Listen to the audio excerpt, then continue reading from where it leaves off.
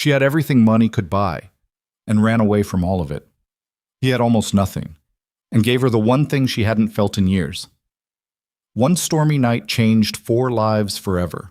A little girl with a scraped knee, an exhausted father who almost didn't stop, a woman hiding a billion-dollar secret beneath soaking wet clothes, and a father who would walk through fire to protect his daughter, but had no idea the danger wasn't coming from outside. It was already sitting on his couch, eating his pancakes. Drop your city in the comments. Let's see how far this story travels, like if you're staying until the end. The rain that night didn't fall so much as a tack. It came in sideways off Lake Michigan, the kind of October storm that Chicagoans cursed under their breath and tourists photographed from hotel lobbies with drinks in their hands. By 7:30 in the evening, the gutters on West Armitage Avenue were running fast and brown, and the sky had that bruised, yellowish quality that made everything look like it was happening inside an old photograph. Slightly wrong, slightly too dark, the colors off in ways that were hard to explain. Ethan Walker noticed none of this. He was running, not jogging, running, his delivery bag slapping against his hip, his sneakers hitting puddles he didn't have the time or energy to step around, his phone buzzing in his jacket pocket with notifications he would not look at until he was back in the van. He was 47 minutes behind schedule because of a wrong address on the east side, and if he fell behind on deliveries 2 shifts in a row, the algorithm would flag his account, which meant reduced routes, which meant less money, which meant the conversation he'd been dreading with his landlord would happen sooner rather than later. He did not think about this consciously. He'd learned over 3 years of doing this job to pack certain thoughts into a box and sit on the lid. The anxiety was still there. It was always there, a low hum behind everything, like a refrigerator you stopped hearing until it suddenly stopped. But you could function with it if you were disciplined. You could keep moving. He cut through the parking lot of the Aldi on Cortlandt, and that's when he heard it, not a scream. Something worse than a scream. A small sound, a child sound. That particular pitch of pain mixed with confusion that every parent in the world recognized before their brain had time to process it. He stopped. His sneakers squeaked against wet pavement and he turned, scanning the lot, rain streaking his vision. Under the overhang near the grocery store's side entrance, partially hidden behind a row of shopping carts, a little girl sat on the ground. She was holding her knee with both hands, her face crumpled. Her backpack, a purple one, with some cartoon character he didn't recognize, knocked sideways beside her. She was trying not to cry loudly. Ethan could tell because he'd seen that expression 1,000 times on his own daughter's face. The bitten lip, the rapid blinking, the specific kind of pride that made 7-year-olds refuse to completely fall apart in public. His daughter. The realization hit him like a slap. That's Mia. He covered the distance in seconds, crouching down in front of her, his delivery bag swinging forward and nearly knocking over a shopping cart. Mia! Hey, look at me. What happened? Where's Mrs. Patterson? Mia sniffled hard. Her right knee had a raw scrape that was oozing pink against her dark leggings. Not serious, but ugly. The kind of wound that stings terribly and looks dramatic. She had to take her phone call, Mia said. Her voice was wobbling. She said to wait by the entrance, and I tried to wait, Daddy, but a cart rolled into me and I fell and... Okay. He put his hands on her shoulders. Okay, you're fine. It looks worse than it is. It really hurts. I know, sweetheart. I know. He was already pulling the delivery bag around and digging through it with one hand. Drivers weren't supposed to carry personal items, but he'd tucked a small first aid kit in there 2 years ago after Mia had gotten a blister on a day he hadn't been prepared, and he'd never taken it out. Habit. He found the kit, pried it open with slightly numb fingers, and started pulling out an antiseptic wipe. This is going to sting a little, he said. I know, Mia said, which was something she said often, with a gravity that made him simultaneously want to laugh and break down, because she was 7 years old and already so practiced at bracing herself for things that hurt. He was concentrating on the knee, the wipe, then the bandage, working carefully so he didn't make it worse, when he became aware that someone was crouching on the other side of Mia. He looked up. A woman. 30, maybe. It was hard to tell in the rain and the parking lot lights. She was soaked through, her dark hair plastered to her face, wearing what appeared to be an expensive coat that had been thoroughly destroyed by the weather. She was holding out a clean folded cloth, a handkerchief of all things, white cotton, completely out of place, toward Mia, and she was talking to her in a low, steady voice. "Totally understandable to cry," she was saying. "I cried the last time I scraped my knee, and I'm 30 years old.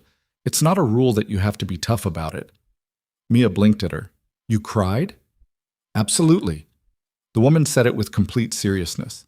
"It was in a parking garage. I'd like to say it was more dignified than this, but it was not." Despite everything, Mia almost smiled. Ethan looked at the woman, really looked. She was shivering, not subtly either. Her teeth weren't chattering yet, but her shoulders were doing that slight, constant tremor that meant she'd been cold and wet for a while. Her shoes were not designed for rain. They were some kind of flat leather loafer that was now completely saturated, probably ruined. She had no umbrella, no bag that he could see. She was crouching in a grocery store parking lot in the rain, without anywhere obvious to be, offering his daughter a handkerchief. "Thanks," Ethan said. His voice came out a little rougher than he intended. "I've got it from here." The woman nodded and started to stand. Mia caught her wrist. "Don't go yet," Mia said. The woman stopped. She looked at Mia's hand on her wrist, then at Mia's face, and something in her expression shifted. Not dramatically, just a small change around the eyes, like a door opening a crack. "Mia," Ethan said, "let her—" "She was telling me about the parking garage," Mia said, with the absolute certainty of a child who does not understand why adults are always trying to end conversations. "She wasn't finished." Ethan looked at the woman. The woman looked at Ethan. There was a beat of silence filled with rain and the distant sound of traffic. "The parking garage," the woman said carefully, glancing at him. "It was in Boston. I was late for a meeting and I wasn't looking where I was going, and I went down hard on both knees on the concrete. My assistant was there and she was very kind about pretending she hadn't seen it." "Did you get a bandage?" Mia asked. "I did not. I should have. Daddy always has bandages." "Your dad sounds like a prepared person," the woman said, and her eyes flicked to Ethan again, and there was something careful in the look. Something measured, like she was making a calculation he couldn't see. He got Mia's bandage on, pressed it flat, zipped the kit closed. He straightened up and extended a hand to his daughter, who took it and stood, testing her weight on the leg with an expression of extreme concentration. "It's okay," Mia announced. "Good." Ethan looked at the woman again. She'd straightened up too, and was standing in the rain with her arms slightly crossed, not defensively, more like she was trying to hold her own warmth in. And there was something about her posture that nagged at him. She wasn't moving. She wasn't pulling out a phone to call someone or walking toward a car or doing any of the things a person did when they were somewhere temporarily and about to leave. She was just standing there in the rain. "You okay?" he asked. It came out more abrupt than he meant it. "Fine," she said immediately.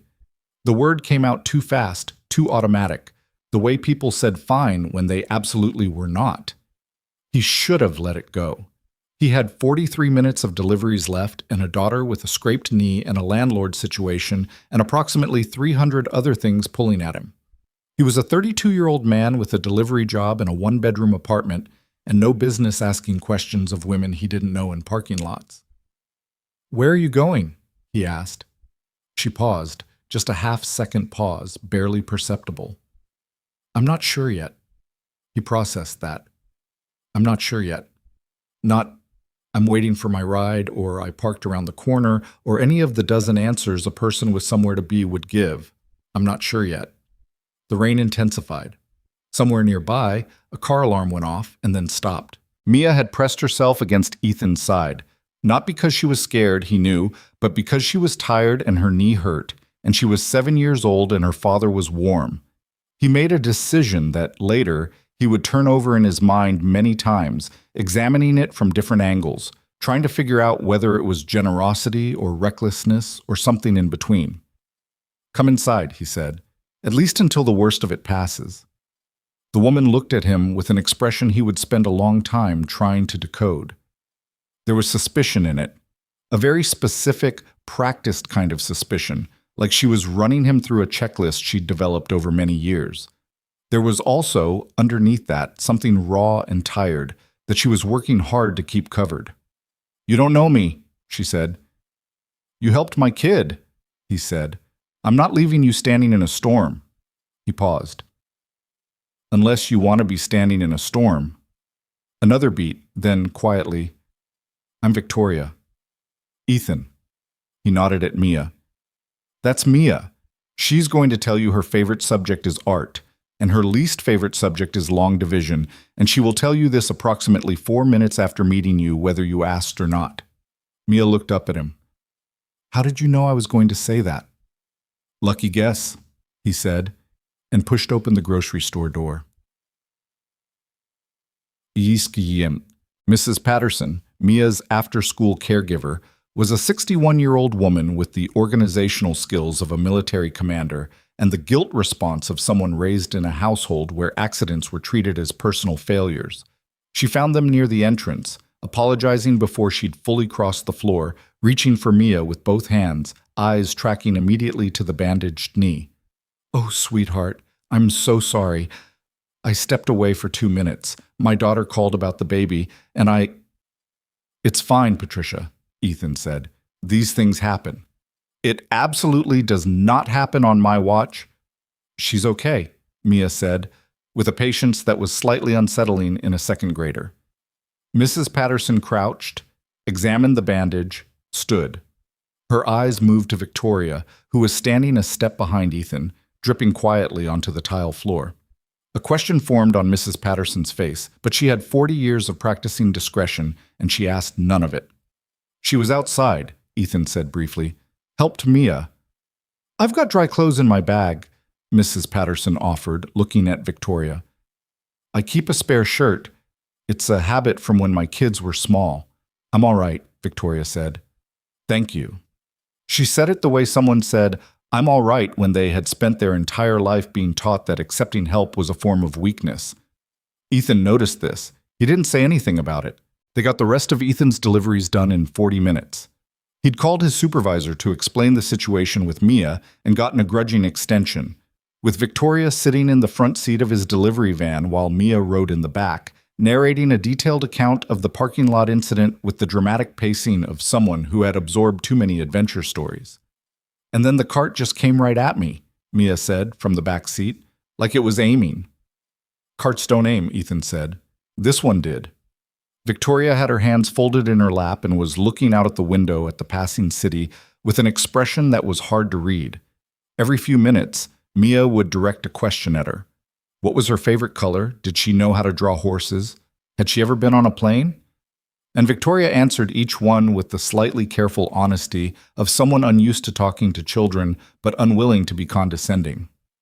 "Have you ever been on a plane?" Mia asked. "Yes," Victoria said. "I went on a plane once," Mia said, "to see Grandma in Ohio. I sat by the window." "Window is the best seat." "That's what I said," Mia agreed, satisfied. "Daddy got the middle seat, and he had to sit next to a man who snored the whole time." "He wasn't snoring," Ethan said. "He was breathing heavily." "Daddy?" Mia's tone was gently corrective. "He was snoring." Victoria turned from the window, and for the first time that evening she smiled. A real one, not the careful, polite expression she'd been maintaining, but something surprised and involuntary, like a reflex she hadn't had time to stop. It changed her whole face. Ethan caught it in the rearview mirror and looked back at the road immediately. His apartment was on the 3rd floor of a building that had been built in the 1970s and showed it. The elevator had been broken for 2 months. The landlord was working on it. So they took the stairs, Mia going ahead with the focused determination of a child who had been told not to put weight on her knee and was therefore putting weight on her knee. The hallway smelled like the neighbors cooking, something with cumin and tomatoes, which was actually pleasant, and the carpet was the particular shade of brown that suggested it had once been a different color and given up. Ethan unlocked the apartment door and pushed it open. He'd been in too much of a rush that morning to do much cleaning, which meant there was a pair of Mia's shoes just inside the door and a stack of mail on the kitchen counter and a cereal bowl that had been soaking in the sink since breakfast. Not a disaster. not something he'd call company ready.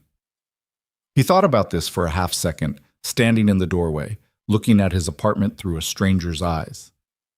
"Sorry about the—" he started. "It's nice," Victoria said from behind him. He looked back at her. She was standing in the hallway, looking through the doorway with an expression he couldn't fully interpret. She said it simply, not as a compliment, not as the thing you said when a space was nice and you wanted the host to feel good. She said it the way someone said something that surprised them. "It's small," he said. "I know," she said. "I meant what I said." He let that go and waved her in. The couch was a sectional he'd bought secondhand 3 years ago from a family 2 streets over who were moving to Portland. It had a pull-out, which he'd used exactly once when his brother had visited from Milwaukee, and they'd stayed up too late talking and drinking bad beer, and eventually his brother had just slept there rather than try to drive home. He set it up now, pulling out the mattress, finding sheets from the linen closet, the good ones, the ones without the fraying edges, while Victoria stood in the kitchen doorway and watched. "You don't have to do that," she said. "It's a pull-out. Takes 30 seconds. I could stay somewhere else. It's almost 9 o'clock and it's 40 degrees and raining." She didn't say anything to that. Mia appeared from the bathroom in her pajamas. They had small hedgehogs printed on them, which she had insisted on, and marched directly to Victoria with the focused energy of a child with a mission. "Do you want to see my drawings?" Mia asked. "Mia," Ethan said. "It's okay," Victoria said. She looked at Mia. "I actually do." Mia grabbed her hand and pulled her toward the bedroom with the certainty of someone who has never doubted her own welcome, and Ethan stood in the kitchen for a moment, listening to his daughter's voice carrying through the apartment. "This one is a horse, but I wasn't sure how to do the legs. This one is our old apartment. This one is Daddy sleeping, but don't tell him which part is funny." And Victoria's responses, low and genuine, asking actual questions, not the perfunctory and oh, wow that adults usually deployed with children's artwork to get through the obligation of it. He made 3 cups of tea because it was the thing to do, and because the box of herbal tea bags was the one slightly impressive thing in his kitchen, and because it gave him something to do with his hands. When he looked in on the bedroom, Victoria was sitting on the floor with her back against Mia's bed, a stack of drawings in her lap, and Mia was on the bed cross-legged, explaining something with the kind of intensity children brought to things they genuinely cared about. Victoria's coat was draped over the desk chair. In dry indoor light, she looked different than she had in the parking lot, less like someone in crisis, more like someone in an unfamiliar country who had not yet decided if they liked it. "Tea," Ethan said from the doorway. Victoria looked up. "Thank you." He set it on the desk and withdrew. He gave Mia another 20 minutes before doing the bedtime negotiation, teeth, face, lights out, which involved the usual resistance and the usual eventual surrender. Victoria stepped out of the room while he did this, and when he came back to the main room, she was sitting on the couch with her tea, and she'd tucked her feet up, and she was looking at the framed photo on the bookshelf. It was the 3 of them, him, Mia, and Claire, from before. Mia was maybe 3 in the photo, riding on Ethan's shoulders, grinning that unguarded grin that children had before they learned there were things to be guarded about. Claire was looking at the camera with the particular smile that Ethan still had trouble looking at directly even now, 2 years later. They were at Lincoln Park. It was summer. He noticed where Victoria was looking and didn't say anything. He sat in the armchair across from the couch and picked up his own tea. "You're a single dad," Victoria said. Not a question. "Yeah." "How long?" 2 years. He wrapped both hands around the mug. "Her mom—" He stopped. Started again differently. "Claire passed, 18 months into Mia's 1st grade. He said it flatly, not because he felt flat about it, but because 2 years had taught him that the flat delivery was the most manageable one. It kept the other person from having to navigate around his grief, which was a courtesy he'd learned to extend. "I'm sorry," Victoria said. She said it quietly, without the stammering over-apology that a lot of people fell into. Just, "I'm sorry," clean and direct. "Thank you." A pause. The rain was still going outside, though softer now, less violent. "What about you?" he asked. Not prying, just they were sitting in his apartment at 9 o'clock at night, and he'd made her tea and she'd sat on his daughter's floor, and that earned some basic reciprocity of information. Family? Something moved across her face. Quick, controlled, gone. Yes, she said, I have family. But you're not with them. No. He waited. When she didn't continue, he didn't push. He'd been raised by a father who believed silence was often the kindest response to complicated feelings, and he'd found over the years that this was usually right. I left, she said finally, as if she'd been deciding whether to say it. About 6 months ago, I needed to go. Where have you been? She made a small gesture with one hand. Moving, hotels sometimes, when I had cash, other arrangements otherwise. She looked at him with something careful in her eyes. I know it doesn't sound like anything, he said. People leave situations for reasons. It's not my business what yours were. She studied him for a moment, the way she had in the parking lot, that measuring look. You're very calm about all this, she said. He shrugged. I've been a dad for 7 years.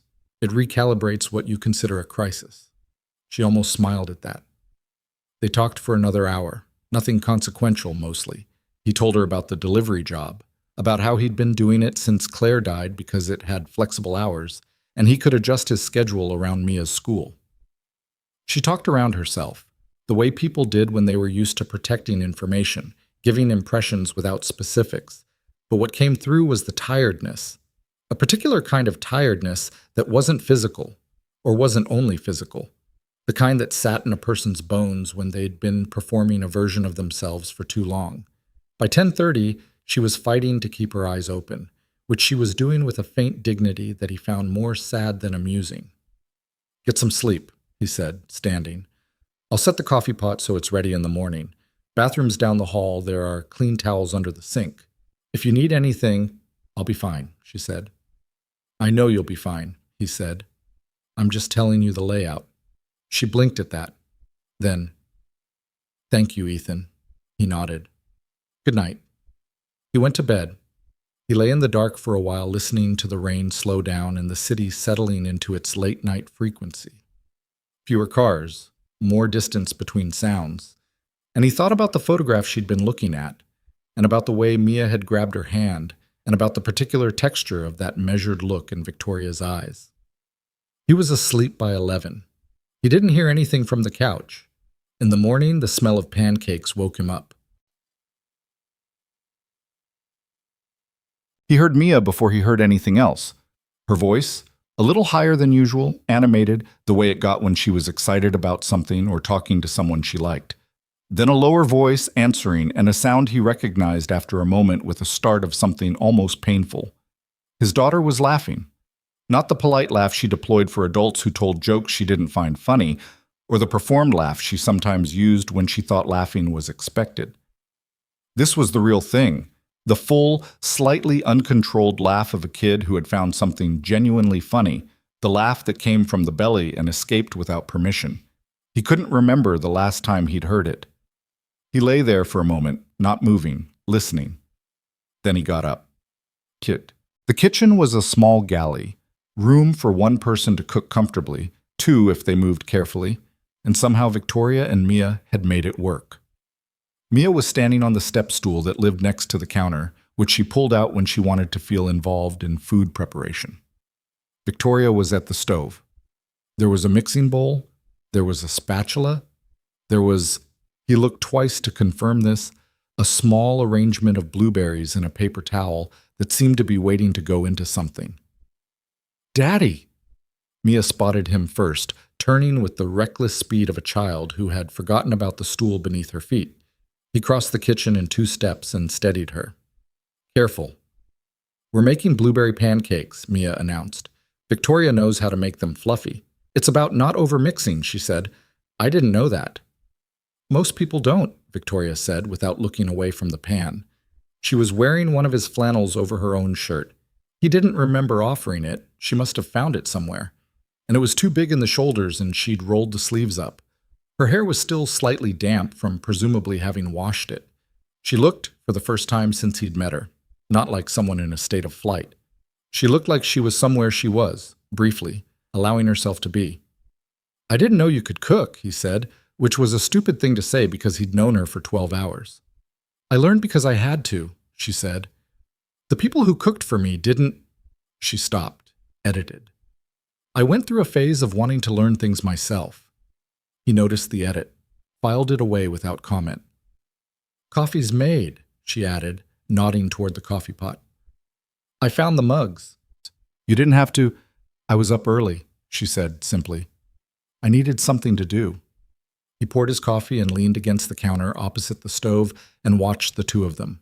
Mia was giving a detailed breakdown of the blueberry selection process. "These ones are good. See how they're dark? The light ones aren't as good." And Victoria was listening with focused attention, like this was information she intended to retain. Every few seconds she'd add something, agreement or a question, or a mild correction to some piece of blueberry-related information that turned out to be folklore rather than fact. And Mia would receive it with the intense interest of a child who respected a person who argued back thoughtfully. Ethan drank his coffee and didn't say anything.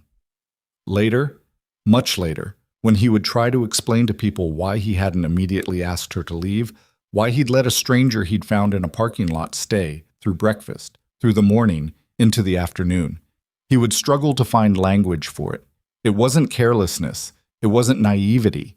It was more that he'd gotten good, over 2 years of doing this alone, at reading the atmosphere of his apartment, the temperature of a room, the particular frequency his daughter was broadcasting on at any given moment.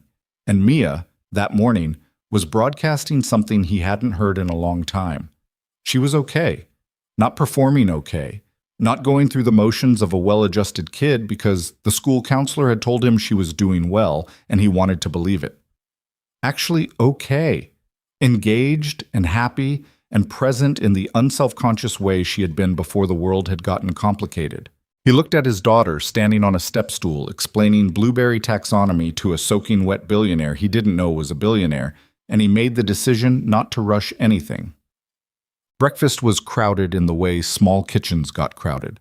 Someone was always reaching past someone else. Someone's elbow was always almost in the way. There wasn't quite enough room at the 2-person table for 3 people, but they made it work. Mia had positioned herself between them with the confident authority of a child who had decided she was the social glue holding this arrangement together, which meant she kept directing questions at both of them, which meant Ethan and Victoria kept having to talk across her, which meant they talked more than they probably would have if left to manage it themselves. "What do you do?" Mia asked Victoria. "For work." "Mia," Ethan said.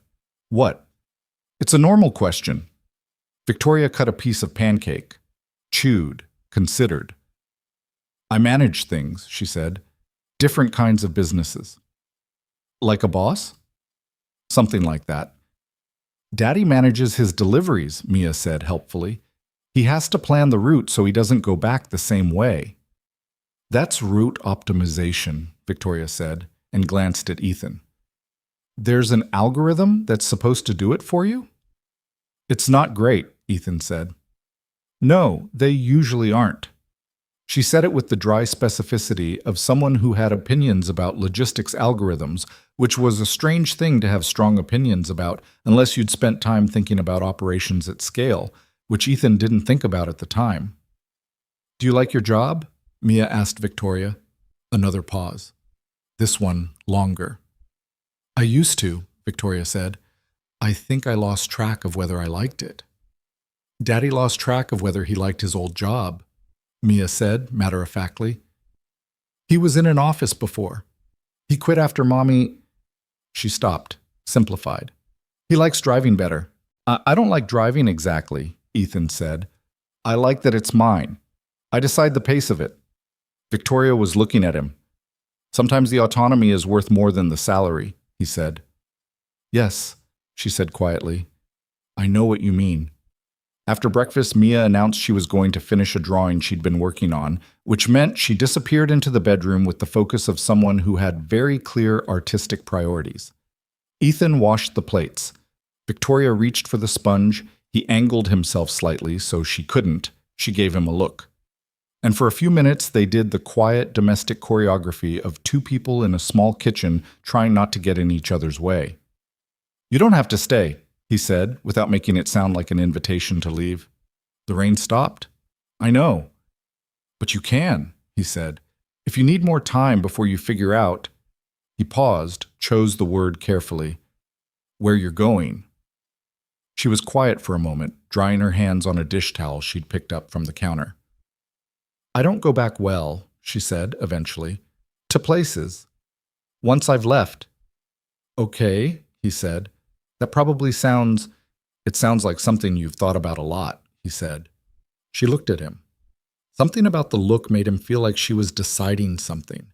Some internal argument that had been running a long time, one she was in the late rounds of, exhausted by the fight of it. "I had a life," she said slowly, "that looked exactly like what a good life is supposed to look like. And it was—" She stopped. Tried again. "I couldn't breathe in it. I hadn't been able to breathe in it for a long time, and everyone kept telling me I was lucky, and I kept telling myself I was lucky, and—" She stopped again. Set the dish towel down. "I left," she said. "I just left. I didn't have a plan. I didn't have anywhere to go. I just couldn't—" She exhaled. "I know that sounds irresponsible. I know it made people worry. I'm not—" She pressed her lips together. "I'm not saying it was the right thing." "Are you okay?" he asked.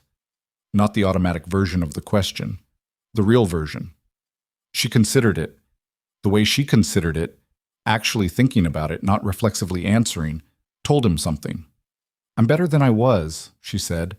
"Today is better than yesterday was." "That's the bar," he said. "That's the whole bar." She looked at him for a long moment. Then she nodded, once, like something had been settled. Mia came back to show them the drawing.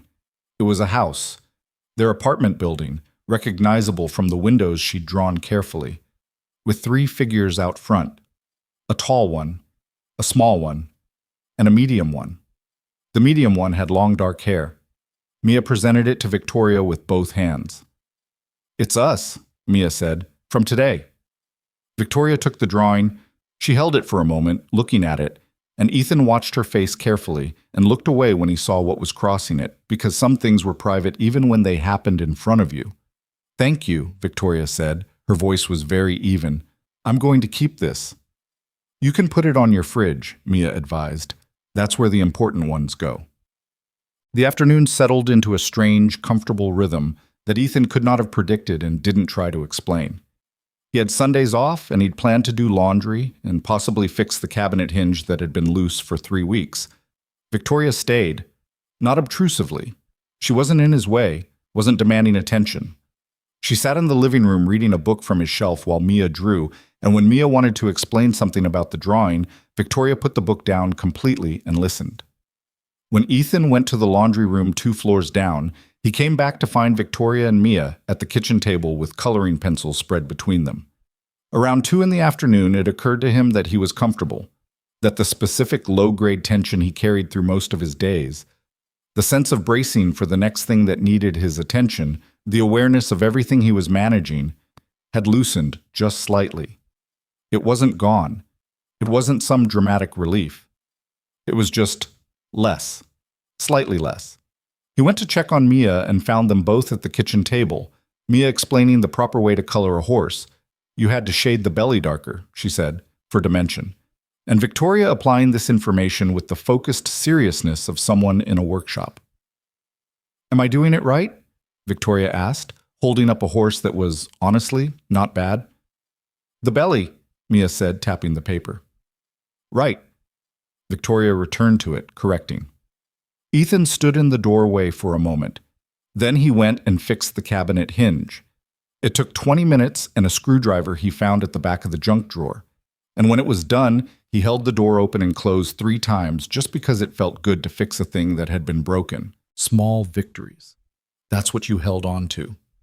He didn't know, standing in his kitchen with a screwdriver in his hand on a Sunday afternoon, that everything was about to change. He didn't know that the woman at his kitchen table, carefully shading a horse's belly under his daughter's instruction, was Victoria Langford, Of the Langfords, the Chicago Langfords, featured in Forbes and Business Week and the Tribune's society pages. He didn't know that 6 months ago her disappearance had triggered a private investigation that had stayed private only because her father had enough money and influence to keep it quiet. He didn't know that somewhere across the city, men in black SUVs were driving a route they'd narrowed down over 6 months of searching, following a lead that had finally gotten specific enough to follow. He didn't know any of it. He put the screwdriver back in the junk drawer and went to make sandwiches for lunch, and listened to his daughter lecture a billionaire about horses. Outside, the city moved around them. The rain had stopped. The gutters were still running. Somewhere, someone was driving toward them with a purpose that had nothing to do with their small, warm, ordinary Sunday. But for now, there was just this: a kitchen and lunch, and a fixed cabinet that didn't squeak anymore, and Mia's laugh, real and unguarded, filling up the apartment like it used to. The sandwich situation became a minor negotiation. Ethan had pulled out the bread and the deli turkey and the mustard, the good mustard, the whole grain kind that had been in the fridge since he'd bought it for a reason he couldn't now remember, and was doing the efficient mechanical assembly of 3 sandwiches when Victoria appeared in the kitchen doorway and said, "Do you have eggs?" He looked at her. "For sandwiches?" "No." She moved past him toward the refrigerator with the easy confidence of someone who had decided at some point in the last hour that this kitchen was a space she was allowed to exist in. "For something else. Do you have eggs?" "There are 4 left." "Cheese?" "Half a block of cheddar." "That works." She was already opening the refrigerator, scanning its contents with the focused expression Mia used when she was planning something. "Go sit down." "I was making lunch." "I can see that." "I'm making something better." She glanced at the 3 half-assembled sandwiches on the counter. "You can finish those. Put them aside for later." He stood there for a moment, holding the mustard knife, not entirely sure how this had happened. Somewhere between the coloring pencils and the horse discussion, Victoria had apparently made a decision about the kitchen situation that she hadn't consulted him about. "I'm not actually bad at sandwiches," he said. "I believe you," she said, pulling out the eggs. "This is just better." He finished the sandwiches, wrapped them in plastic, put them in the fridge. Then he went and sat at the kitchen table because there was genuinely nowhere else to be, and he watched Victoria move around his kitchen with the slightly tentative efficiency of someone learning a space. She found the pan without asking. She found the spatula. She failed to find the bowl she was looking for. Second cabinet, middle shelf. He didn't say anything, before eventually opening enough cabinets that she located it. He did not offer directions.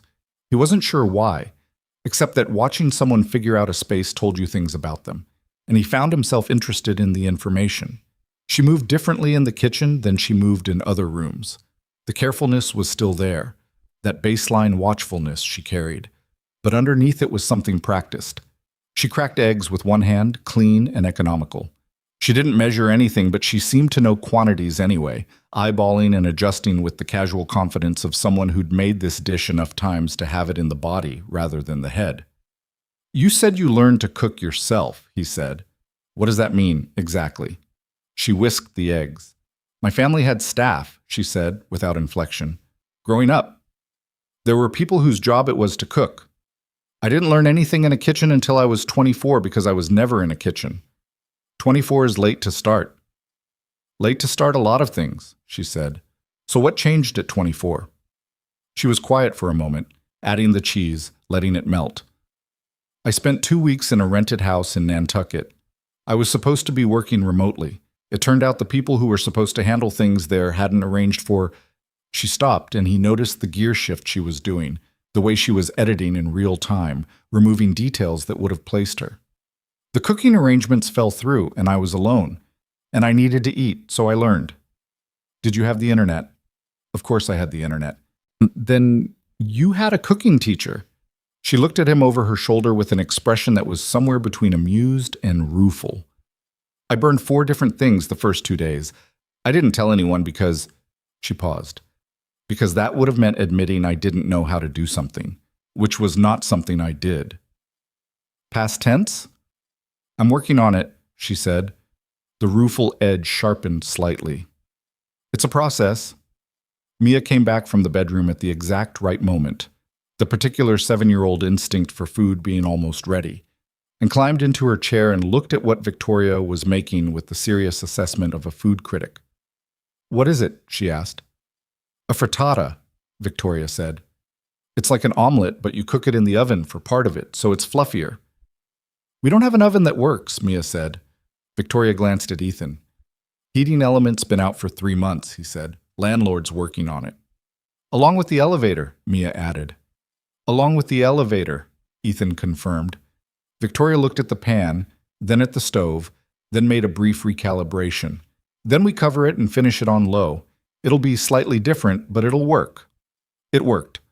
The frittata came out in thick wedges, golden at the edges and just set in the middle, and Mia ate 2 pieces, which was notable because Mia had recently developed strong opinions about eggs, and those opinions were not positive. When Ethan pointed this out, Mia said, with the slight irritation of a person whose inconsistency is being documented, "These ones are different." "Different how?" Mia thought about it. "They have more inside them." Victoria did not say anything, but she looked down at her plate and there was a small, quiet thing happening around the corner of her mouth. The afternoon opened up after lunch the way Sunday afternoons sometimes did, unhurried, the light softening, the city outside going quiet in that specific Sunday way, as if it had made a collective agreement to not need anything urgently for a few hours. Mia fell asleep on the couch around 3 o'clock, which she would have denied was a nap if she'd been awake to deny it. She was 7. Naps were for babies. But her body had clearly not received this information. She folded herself up in the corner of the sectional with a couch pillow pressed against her face and went out completely. Ethan got a throw blanket from the closet and covered her without waking her. And when he came back to the kitchen, Victoria was at the table with her hands wrapped around a mug of tea she'd made herself, and she was looking at nothing in particular with an expression that was, for once, not the managed, careful expression she usually wore. She just looked tired. The particular tired of someone whose defenses had for an afternoon stood down. He sat across from her, got his own mug. They were quiet for a while. "Can I ask you something?" he said eventually. She looked at him. "Okay. When did you last sleep somewhere that wasn't temporary?" She considered this.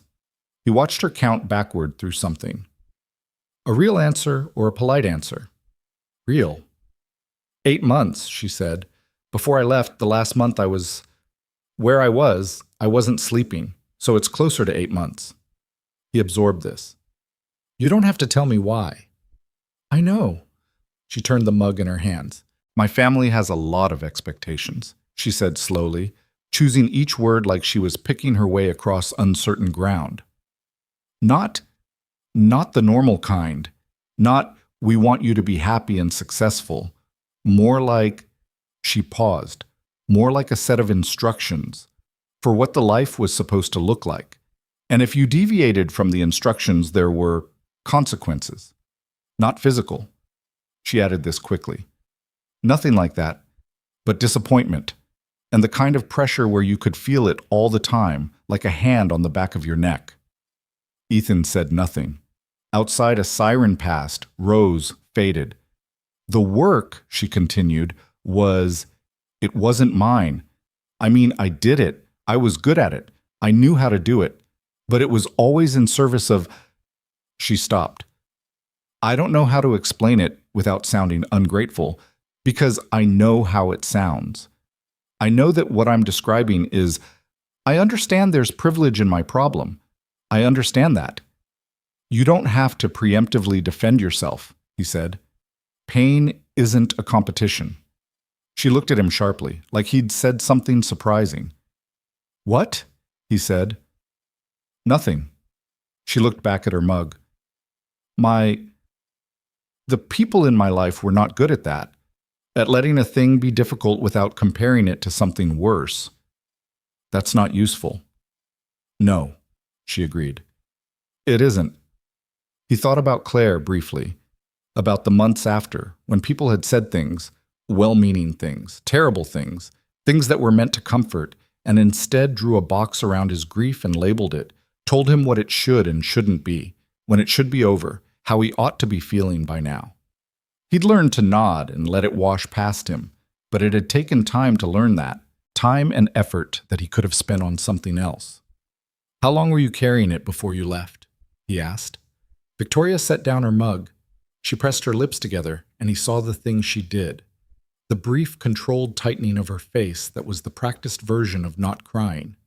She'd done it in Mia's room too, when Mia gave her the drawing. She was good at it, too good. "Years," she said finally.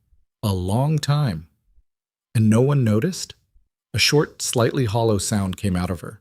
Not quite a laugh. "People noticed what they wanted to notice. I was functional. I was producing results. When you're producing results, no one asks what it's costing you." He thought about his own shifts, the way his supervisor would call him reliable, dependable, someone they could count on. The way that word, reliable, had at some point stopped feeling like a compliment.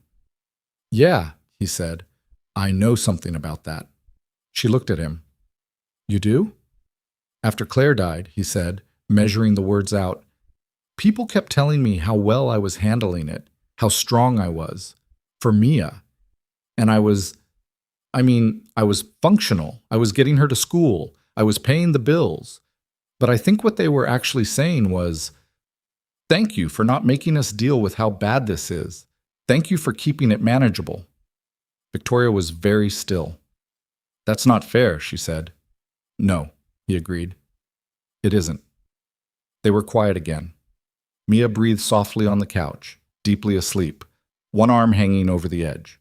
The afternoon light came through the window at a low angle, that specific late October gold that didn't warm anything but looked beautiful anyway. "This morning was nice," Victoria said. The sentence came out quietly, like she hadn't meant to say it out loud. "It was," he agreed. She paused. "I haven't had a morning like that in a long time, where nothing was required of me. Mia required you to shade the horse's belly. That's different." She looked toward the living room, at the small sleeping form on the couch. "She required me to participate. That's different from being expected to perform." He thought about that. It was a real distinction. He'd learned to recognize the difference with Mia, when she wanted his participation and when she wanted his approval, and how those were not the same thing. Kids under 7 usually wanted the first one. Adults mostly wanted the second. "She likes you," he said. "I like her," Victoria said. Plainly, no hedging. She just accepts people. She accepted me immediately, like my being there was a completely reasonable fact. She does that. He wrapped both hands around his mug. She gets that from Claire. Claire was the same way.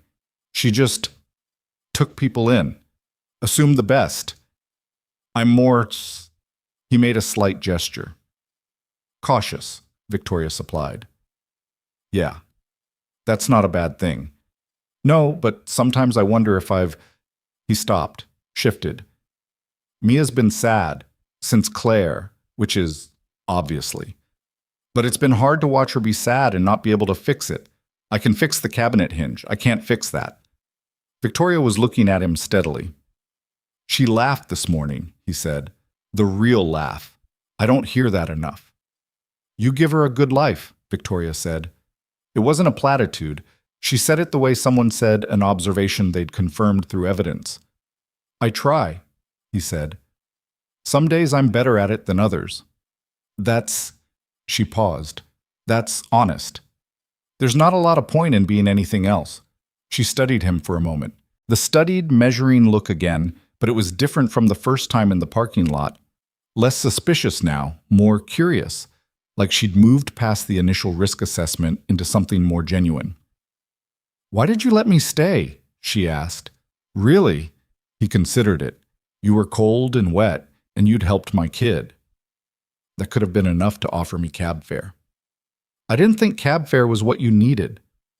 "What did you think I needed?" He looked at her. "To be somewhere that wasn't temporary, even for one night." She held his gaze for a long moment. Then she looked down at her mug.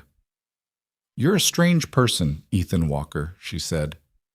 "Probably," he agreed.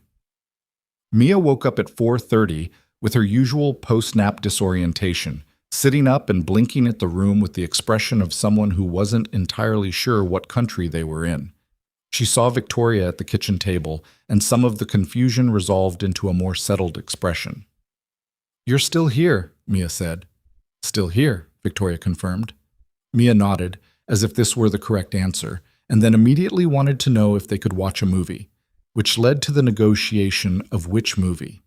Mia wanted something she'd seen 4 times. Ethan advocated briefly for something she hadn't. They arrived at a compromise that was essentially the thing she wanted, and they ended up on the couch in the configuration that the sectional was designed for, which is to say, with Mia in the middle and the adults bracketing her.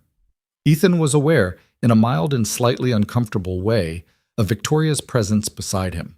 Not in a dramatic sense, not in the sense of some heightened awareness he needed to analyze or manage.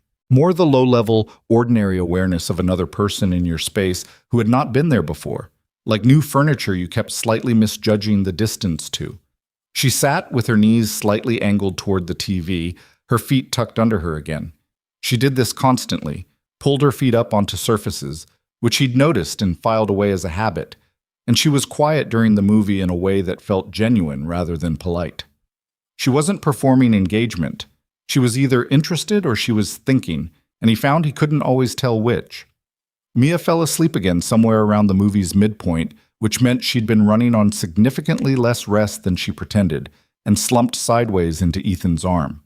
He shifted to accommodate her without looking away from the screen. Victoria noticed the movement and looked over, and when she saw Mia asleep against him, something in her face did the thing it kept doing, that brief, unguarded moment before the composure reasserted itself. The movie ended. Neither of them moved immediately, because Mia was asleep, and moving would mean making a decision about the next thing. "She's going to wake up at 10 tonight wanting dinner," Ethan said quietly. "Children are remarkably strategic sleepers," Victoria said, equally quietly. "She's been doing this since she was 3, napping at 4, wide awake at 10.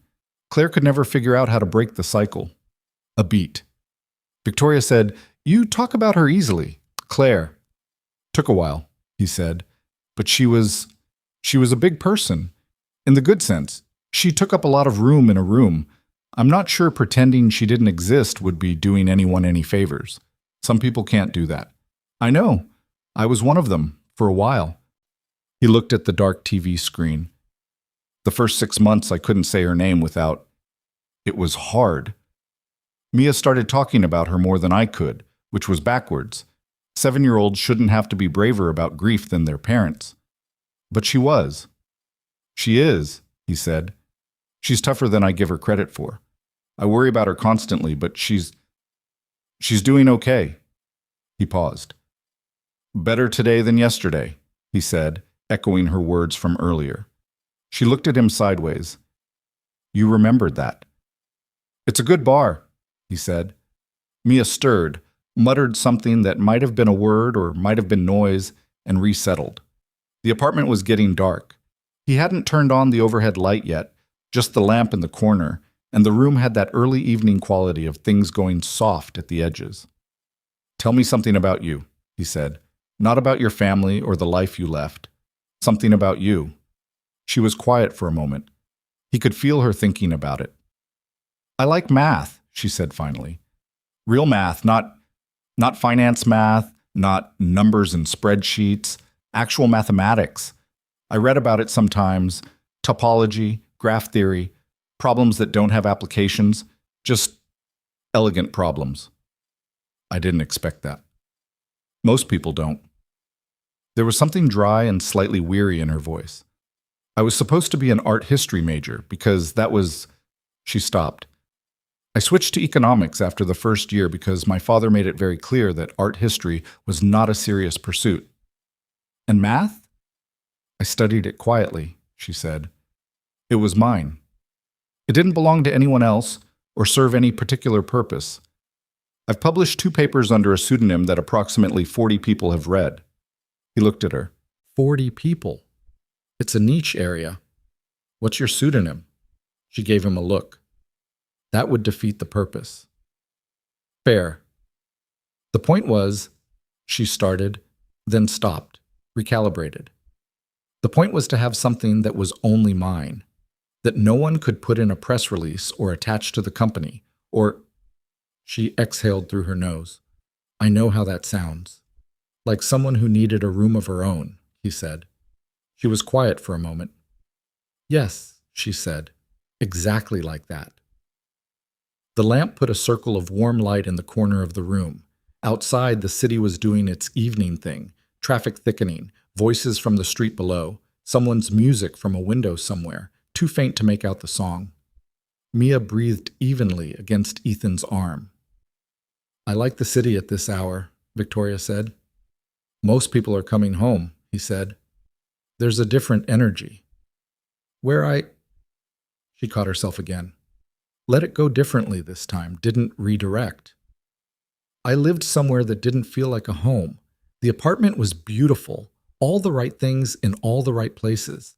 But I'd come in at the end of the day and it was just a place I was staying. It never stopped feeling like somewhere temporary. How long did you live there? 3 years? He thought about that.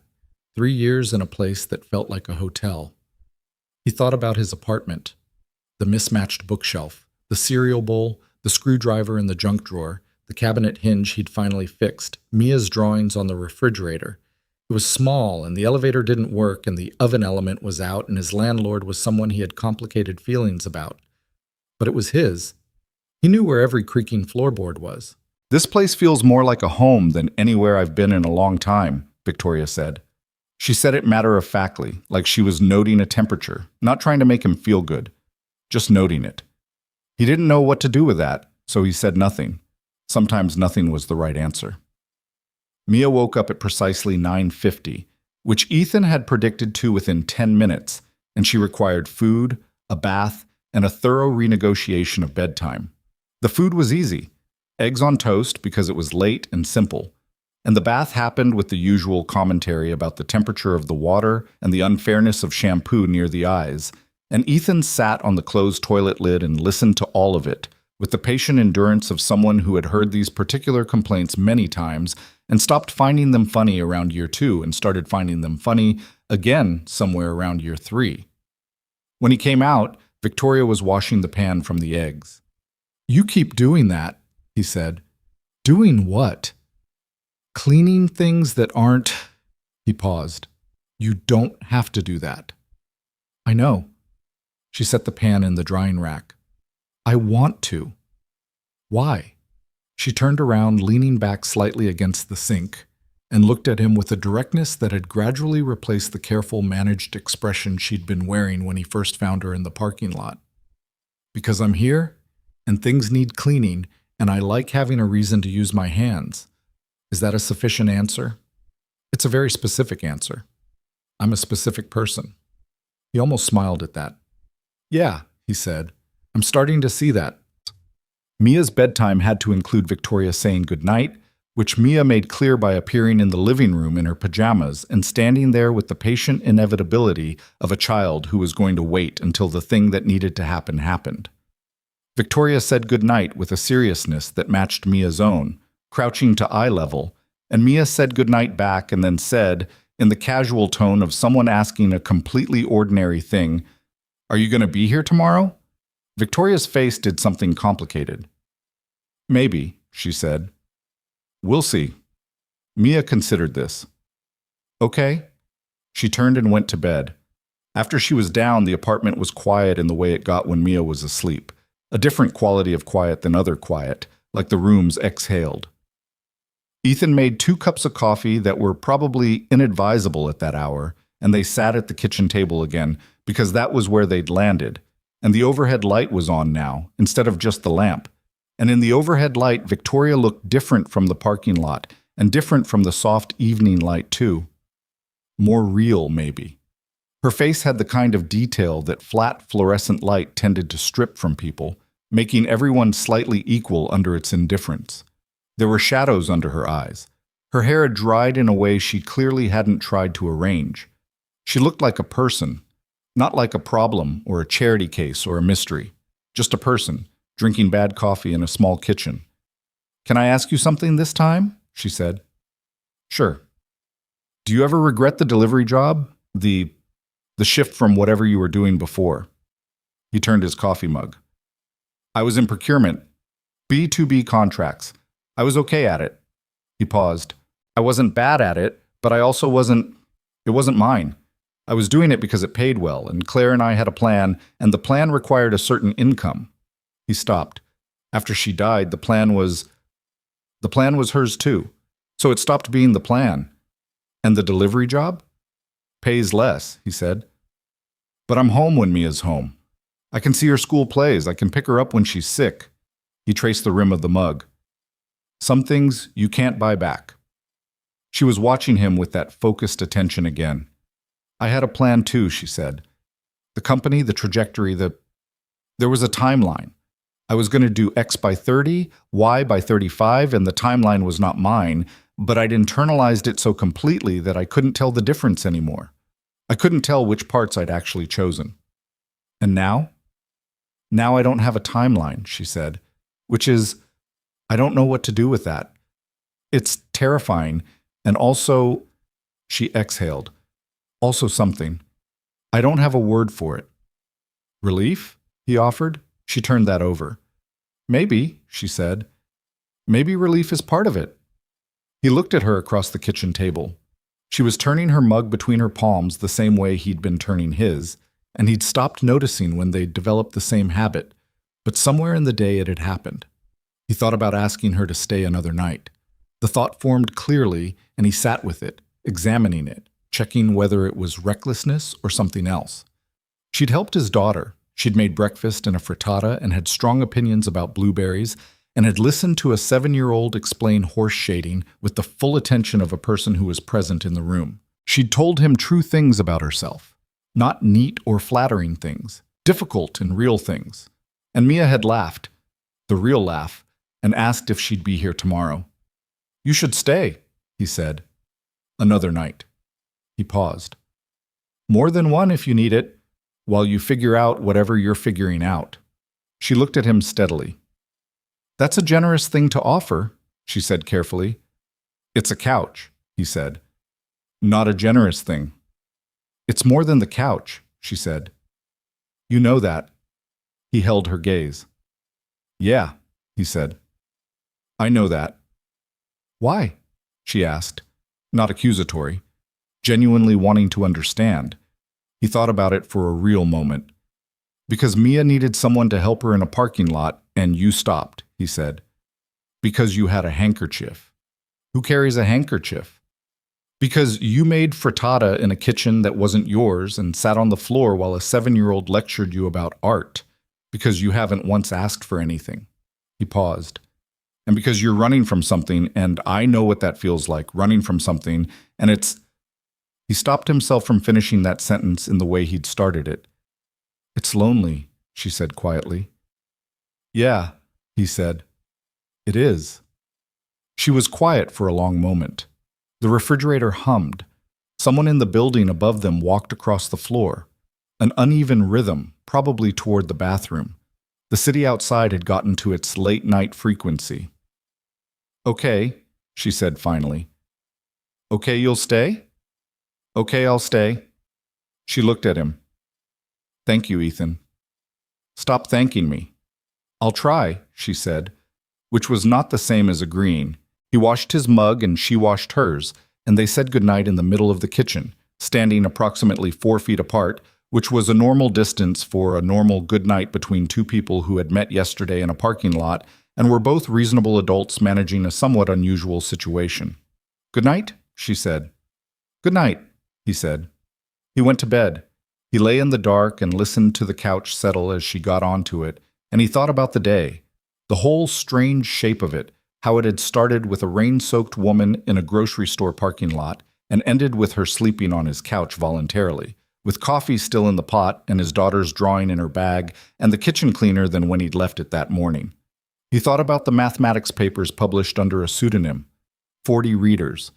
He thought about the way she'd said relief, testing it, not certain it fit. He thought about Mia's laugh. There was a list of things he should probably be more worried about. He went through it briefly, gave each item its due consideration, and then let it go. The list was real. The list would still be there in the morning. But right now, in the dark, Listening to the city and to the quiet that meant Mia was sleeping, and something in his apartment had changed in a way he couldn't fully describe yet, he made the decision to let the list wait. Tomorrow, he thought. Tomorrow was a thing that would arrive whether he worried his way toward it or not. He closed his eyes. Down the hall, in the living room, on the second-hand sectional with the slightly worn cushions, Victoria Langford, though he did not know her to be Victoria Langford, not yet, not for another 36 hours, pulled the blanket up to her chin and looked at the ceiling of a stranger's apartment, and felt, for reasons she could not have fully explained, something in her chest loosen very slightly. Not fixed, not solved, not anything so clean and complete as that, but different from this morning. Better, possibly, than yesterday. The city moved outside. The refrigerator hummed. Somewhere above them, a pipe ticked and settled. She was still there when morning came. She was still there Monday morning and Tuesday. By Wednesday, the pull-out mattress had developed a slight lean to the left that Victoria had adjusted to without mentioning, and Mia had started setting 3 plates for breakfast without being asked, and Ethan had stopped thinking of the couch as a temporary arrangement and started thinking of it simply as where Victoria slept. The shift happened quietly, without announcement, the way most real changes happened.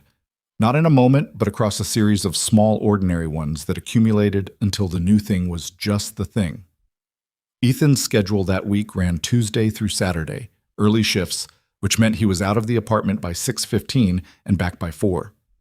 He'd arranged years ago with Mrs. Patterson to have Mia walked to school and picked up afterward, a system that had cost him a significant portion of his monthly income and that he'd never once questioned because the alternative was not having it. What changed that week was that Victoria was there in the mornings when he left, and there when he came back, and the apartment when he returned smelled like something cooking and sounded like Mia talking, which was different from the way it had sounded before. He didn't examine this too carefully. He was, by nature and by necessity, a practical person. The situation was what it was. He'd offered a couch, and the offer was being accepted, and Mia was happy, and the rent was not affected by the arrangement. He cataloged these facts and let them be sufficient. What he didn't catalog, or tried not to, was the way Victoria's presence had changed the texture of the apartment, the way she'd reorganized the cabinet above the stove, not dramatically, just moved things to positions that made more sense, that he'd never questioned because he'd put them there without thinking and then stopped seeing them, and he'd noticed only because he reached for the salt and his hand found it faster than usual. The way she and Mia had developed a routine of their own that he came home to. Mia at the table doing homework, Victoria across from her with a book, the two of them doing parallel work in a comfortable quiet that Mia had never previously been able to sustain with anyone who wasn't a teacher. "She's good with her," Mrs. Patterson said on Wednesday when Ethan walked her to the door after dropping Mia off. "Yeah," he said. "A friend of yours?" "Not. We met recently." Mrs. Patterson looked at him with the expression of a woman who had raised 4 children and developed sophisticated pattern recognition. She said nothing, which said quite a lot. "It's not," he started. "I didn't say anything," she said pleasantly, and left. He went back inside. Victoria was at the kitchen table with Mia's math worksheet, which she'd apparently been going over before he came in, and she was explaining long division with a patience and specificity that he recognized from her cooking. The same focused attention, the same willingness to stay with a thing until it worked. "You don't have to do that," he said. "She asked me to," Victoria said without looking up. "It's a trap," he said. "She asks for help on the easy ones, and then when you're committed, she pulls out the hard ones." Mia looked at him with magnificent innocence. "I don't know what that means." "Mm-hmm," he said, and went to change out of his work clothes. Thursday evening, Mia was in the bath, and Ethan was sitting at the kitchen table with a stack of bills he'd been avoiding for 3 days. Not because he couldn't pay them, mostly, but because looking at them all at once was an exercise in sustained low-grade dread. And Victoria came and sat across from him without being invited, which she'd started doing, and looked at the stack. "Budget problem?" she asked. "No," he said. Then, more honestly, not a disaster, just tight. "What's the biggest line item?" He looked at her. "I'm not discussing my finances with you." "Why not?" Because we've known each other for 4 days. She held his gaze. Fair enough. She paused. Is there anything that could be restructured? Victoria. I'm not offering money, she said. I'm asking if there are things that could be done differently. He looked at the bills. The truth was, he'd been running on a system he'd built in a crisis and never revisited, because revisiting it required the kind of sustained attention he rarely had. The car insurance was probably overpriced. The phone plan was definitely overpriced. He'd meant to switch carriers for 8 months. His delivery route earnings had increased since he'd picked up Saturdays, but he was still operating on the budget he'd built when he wasn't working Saturdays. Possibly, he said. Okay, she said, and didn't push further. He looked at her across the table. What did you actually do? For work? A pause. I told you, I manage things. That's not a job title. It's complicated. Most things are, he said. What did you actually do? She was quiet for a moment. Her hands were flat on the table and she was looking at them rather than at him, which he'd noticed was something she did when she was deciding how much to say. I ran the operations division of a large company, she said carefully. Multiple subsidiaries. I managed the... She paused. The strategic decisions about how the different parts work together. What to acquire. What to cut. How to grow certain areas. How large? He said. Large, she said. He waited. The revenue was in the... She stopped. It was a very large company. He looked at her. She looked back at him with an expression that was somewhere between apologetic and braced. Victoria, he said slowly. I wasn't lying about anything, she said. You weren't correcting anything either. No, she admitted. He sat back, turned this over. She'd said my family has a lot of expectations. She'd said there were people whose job it was to cook. She'd said the people who could have noticed were focused on results. He'd filed all of this somewhere and not assembled it into a full picture. How large? He said again, differently this time. She held his gaze. I don't want that to be the thing, she said. I don't want you to... It changes how people see me. It always changes how people see me. I'm not people. Ethan, how large? He said, for the third time. A silence. Mia's voice floated in from the bathroom. She was singing something, some song from school, slightly off key and completely unself-conscious. Billions, Victoria said quietly. The company is in the billions. My family, Langford Holdings. If you searched... She paused. If you looked it up, you'd recognize the name. He did know the name. Langford Holdings. Langford. He'd driven past their building on Michigan Avenue probably 200 times. There was a Langford Tower in the loop. He'd once delivered a package to a Langford subsidiary office on the 17th floor of a building downtown and complained about the parking situation to another driver for 10 minutes. He sat with this for a moment, assembled the picture. Okay, he said. She blinked. Okay? Okay, I'm processing it. He looked at her. Why did you tell me now? Because you asked directly enough times that not telling you would have been an active lie, she said. And She stopped. I don't want to lie to you. You should have told me earlier. I know. She said it simply, without excuses. I know I should have. He was quiet for a moment. The bill stack was still on the table between them. He thought briefly about the gap between his budget and hers, a gap so large it wasn't really a gap, more like a geological feature. And he thought about the fact that she'd been sleeping on a second-hand pullout with a lean to the left for 4 days and hadn't mentioned it once. Does anyone know where you are? He asked. No, she said. Your family's been looking for you. It wasn't a question. She answered it anyway. Yes, probably. Probably. Definitely, she said. My father doesn't... Her jaw tightened almost imperceptibly. He doesn't leave things unresolved. He'll have people looking. Ethan thought about this with the practical part of his brain, the part that had kept him functional for 2 years, the part that cataloged risks and made plans and identified variables. A missing billionaire heiress, a search that had probably been going on for 6 months, people looking. What does that mean for you being here? He asked. I don't know, she said. I've been careful. I've been... She pressed her lips together. I haven't used cards. I haven't used my phone. I've been careful. He looked at her steadily. For 6 months. Yes. That's not sustainable.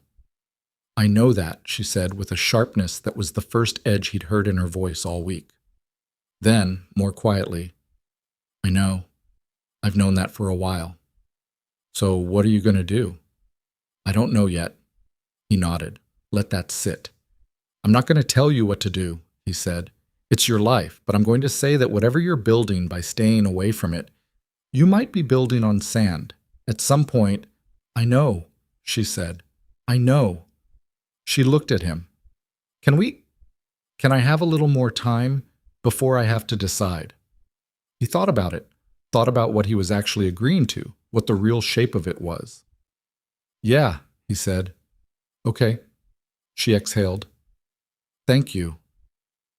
Stop thanking me, he said, for what felt like the 4th time, and she almost smiled. Friday passed. Saturday. By Saturday evening, the apartment had settled into a rhythm that had the feel of something that had been going longer than a week. A comfortable predictability, Mia's schedule anchoring the days, Victoria cooking more often than not, and Ethan managing the mornings. The two of them trading the kitchen in a choreography that had stopped requiring negotiation. Saturday night, Mia had a nightmare. Ethan heard her before she fully woke up, the small, distressed sound she made when the dreams were bad, and was down the hall and in her room inside a minute. He sat on the edge of her bed and talked her back to the surface, which was something he'd gotten practiced at. The low, steady voice, the hand on her back, the boring recitation of the next day's plan. What they'd have for breakfast, what they'd do in the morning, nothing dramatic, just the ordinary sequence of the next real thing. It took about 15 minutes. He thought she'd fallen back asleep when she said, "Is Victoria okay?" "She's fine," he said. "She's on the couch." "I had a dream she left," Mia said. Her voice was still half asleep, the words slightly blurred. "She just wasn't there." "She's there," he said. "Okay." A pause. "Daddy?" "Yeah. I really like her." He looked at his daughter in the dark. 7 years old, hair pushed sideways from the pillow, eyes barely open, already sliding back toward sleep. "I know you do, sweetheart," he said. "Is that okay?" He smoothed her hair back from her face. "Yeah," he said. "It's okay." He sat there until her breathing evened out. Then he got up carefully and went back down the hall. He stopped in the entrance to the living room. Victoria was awake. She was sitting up on the pullout with the blanket around her shoulders, and in the low light from the street, the lamp was off, just the ambient city light coming through the thin curtains. She had the look of someone who'd heard something and been waiting to find out if it was okay. "She's fine," he said quietly. "Nightmare. She gets them." Victoria nodded. "I know. I heard." A pause. "I was going to..." She stopped. "I didn't know if I should come in." "You can," he said. "Next time. If it happens again." He paused. "She asked if you were okay." Something moved across Victoria's face in the low light. "Go back to sleep," he said. "Sorry she woke you."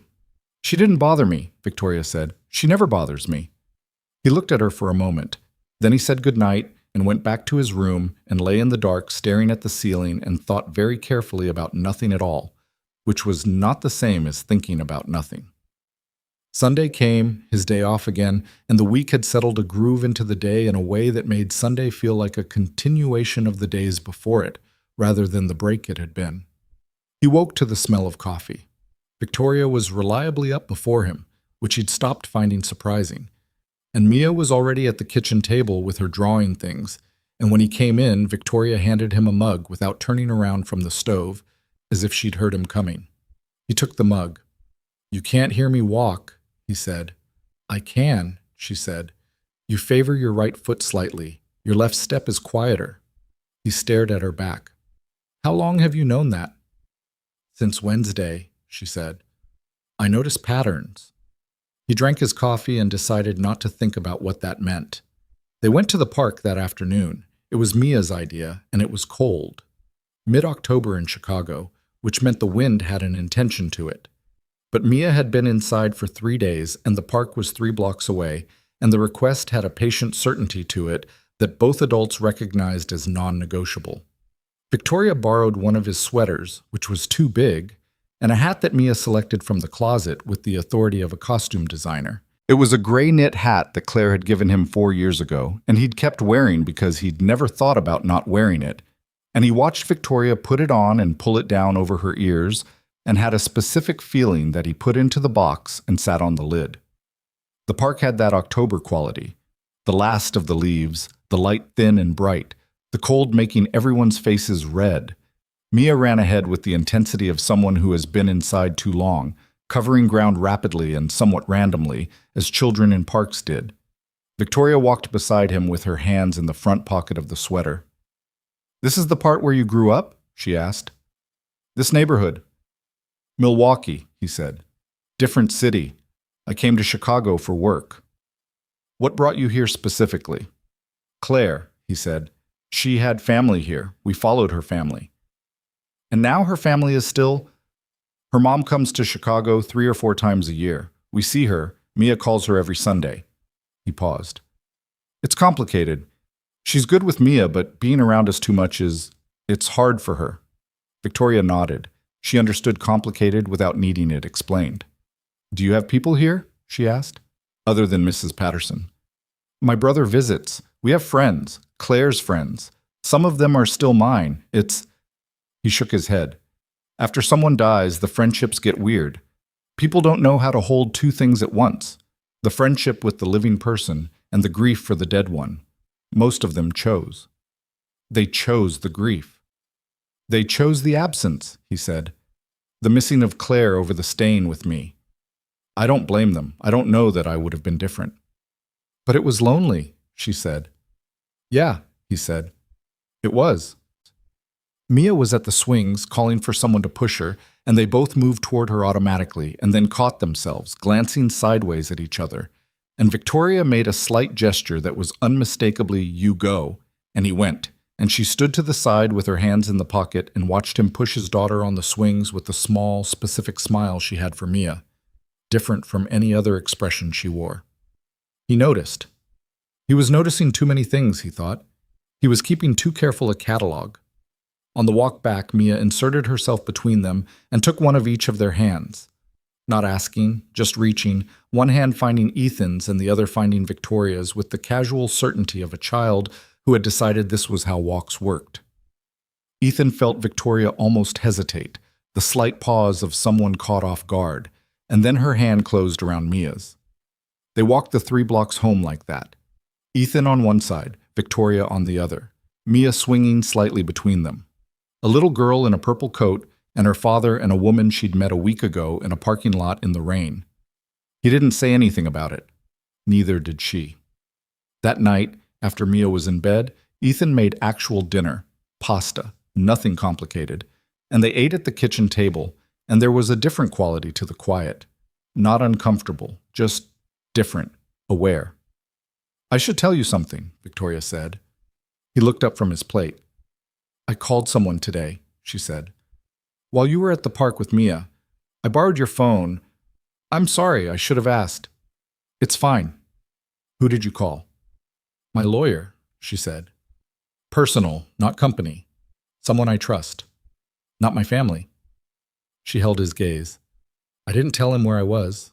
I wanted to know the situation, what was being said, what was happening." He put his fork down.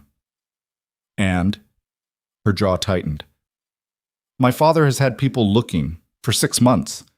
She said it flatly, the flatness that he recognized now as the way she delivered things that cost her to say. "The search has been aggressive. My lawyer said they've been close a few times. They had a lead in Seattle 2 months ago. That's why I came east." He sat with this. "Close to here?" "I don't know," she said. "My lawyer didn't know details, but—" She exhaled through her nose. "But the search has been ongoing." He thought about that, about the specific weight of it. A 6-month search, money behind it, people paid to look. Victoria, he said carefully, I'm not going to ask you to leave, but you need to understand. I know, she said. I know what it means for you. If people come here. She was looking at him steadily. I know that's not a simple thing for you, for Mia. I'm not worried about me, he said. I know you're not, she said, and there was something in how she said it. Not soft, not overwrought, just a precise recognition that landed differently than she probably intended. He picked his fork back up. What did your lawyer say to do? He said he couldn't advise me to stay away indefinitely, she said.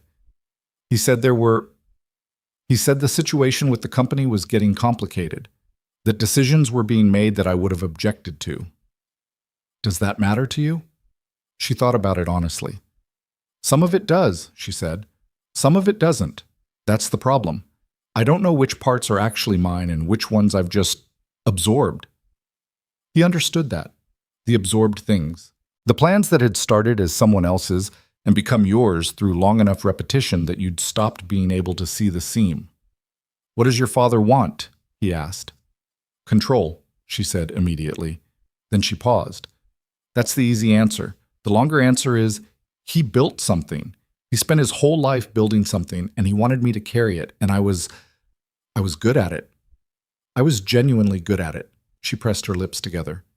But being good at something and wanting it are not the same thing. And being good at something your father built and having it be yours are not the same thing. Did you ever tell him that? Many times, she said. She stopped. He doesn't hear it. He hears it as failure, as not trying hard enough, as ingratitude. Her voice was even, but he could see the tension in it, in her shoulders. And I spent years trying to make him hear it differently, and eventually I ran out of ways to try. He was quiet. He thought about what it would be like. To be good at something you hadn't chosen. To be seen only in the shape of someone else's vision of you. To spend years speaking and not be heard. He thought about how long a person could sustain that before they stopped trying to speak entirely. She'd lasted longer than most people would have, he suspected. Monday was ordinary. Tuesday was ordinary. He drove his routes and came home, and Mia was doing better in long division, and Victoria had, at some point, switched the kitchen cabinet above the stove back to how it had been before she'd reorganized it, which he didn't notice until Tuesday afternoon and which bothered him without him knowing why. Wednesday morning, he woke to the sound of Mia making noise in the kitchen. Not distress, just presence. The particular loud, small person energy of a child getting their own cereal. And came out to find Victoria standing at the window. She was looking at the street below. Her back was to him and she was very still. What is it? He asked. She turned around. Her face was controlled. Too controlled. There's a black SUV, she said. It's been there since I woke up, 4 hours. He went to the window, looked down. A black Escalade, parked on the opposite side of West Armitage. He watched it for a moment. Nobody went in or out. The engine wasn't running as far as he could tell. The windows were dark. It might be nothing, he said. It's not nothing, she said quietly. I know what a security team vehicle looks like. He turned from the window, looked at her. Her hands were very still at her sides. Not calm, he realized. Controlled. There was a distinction. Okay, he said. I need to think, she said. Okay? I'm sorry, she said. I'm so sorry. I should have... Don't, he said. Just... He stopped, recalibrated. Mia doesn't know anything's happening. Let's keep it that way until we know what's actually happening. Victoria looked at him with the expression he'd seen on her face exactly once before. In the parking lot, when she'd first been deciding whether to trust him. The calculation. The assessment. But it was different this time, some of the wariness gone, replaced by something that looked more like, You're very calm, she said. I'm not calm, he said honestly. I'm just moving in order. She almost said something. Instead, she turned back to the window. Mia came into the kitchen with her backpack, demanding to know where her purple pencil case was, and Ethan found it under the table and handed it to her and said goodbye to Mrs. Patterson when she arrived. And he did all of this with the background awareness of the vehicle on the street. And when Mrs. Patterson left with Mia, he let out a breath that he'd been holding for longer than he'd realized. He went back to the window. The SUV was still there. "When they come," Victoria said, from where she was standing near the kitchen doorway, "I need you to let me handle it." Define handle it. "Let me speak first. Whatever happens," she stopped. "It won't go badly for you. Whatever my family is, they won't. You're not at risk. I'm not worried about—" "I know you're not worried about yourself," she said, with a precision that was almost impatient. "That's part of why I'm telling you. You should have some concern for yourself in this situation." He looked at her. "Have some concern for yourself in this situation," he said back evenly. She blinked. "What's your father like?" he asked. "When he's angry?" "Controlled," she said. "He doesn't shout. He's very contained, which is almost worse." She paused. "He will be—" she chose the word carefully. "Overwhelming. He has a way of filling a room, of making everything orbit him, and he'll be—" She stopped. "Scared," Ethan said. She looked at him sharply. "He spent 6 months looking for you," Ethan said. "That's fear. Whatever else it is." She opened her mouth, closed it. Something passed across her face that was too complex to name. The buzzer rang at 9:47 in the morning. Not a knock. The building buzzer. Whoever was downstairs, they'd gone through the front entrance somehow, or been buzzed in by another resident, and now they were at the building intercom asking for 3C. Victoria went very still. Ethan crossed to the intercom panel by the door. His hand was steady. He pressed the button. "Who is it?" he asked. A voice came through, slightly distorted by the intercom, but recognizable as a person who was accustomed to being answered rather than questioned. "My name is Charles Langford. I believe my daughter is there." Victoria made a sound, barely a sound, more like a suppressed thing, and pressed her fist briefly against her mouth. Her eyes were closed for just a second. When she opened them, her face was composed, but her hands were shaking and she pressed them flat against her thighs. Ethan looked at her. She looked back at him. "Should I let him up?" he asked. He was asking her, not asking the question rhetorically. He would not make that decision without her. She was quiet for 3 seconds, maybe 4. "Yes," she said. Her voice was very even. "Yes. Let him up." He pressed the entry button. The lock on the lobby door clicked open distantly. He stepped back from the intercom and turned to face Victoria. "Do you want me to—" he started. "Stay," she said. "Please, stay." He stayed. They heard the elevator not work, because it never worked, and then the sound of footsteps on the stairs. 3 flights. The footsteps were measured, controlled, the footsteps of a person who was managing every element of his approach. They grew until they stopped outside the apartment door. The knock, when it came, was 3 even raps. Not aggressive, not tentative, certain. Ethan opened the door. Charles Langford was not what he expected, which was itself something he should have expected because expectations about people were rarely accurate. He hadn't consciously imagined anything, but if he had, someone large and loud, the cartoon version of a powerful man. Charles Langford was perhaps 60, lean, with gray at his temples and eyes the same unusual shade of dark brown as Victoria's. He was wearing a coat that cost more than Ethan's monthly rent. He was flanked by 2 men who stayed in the hallway.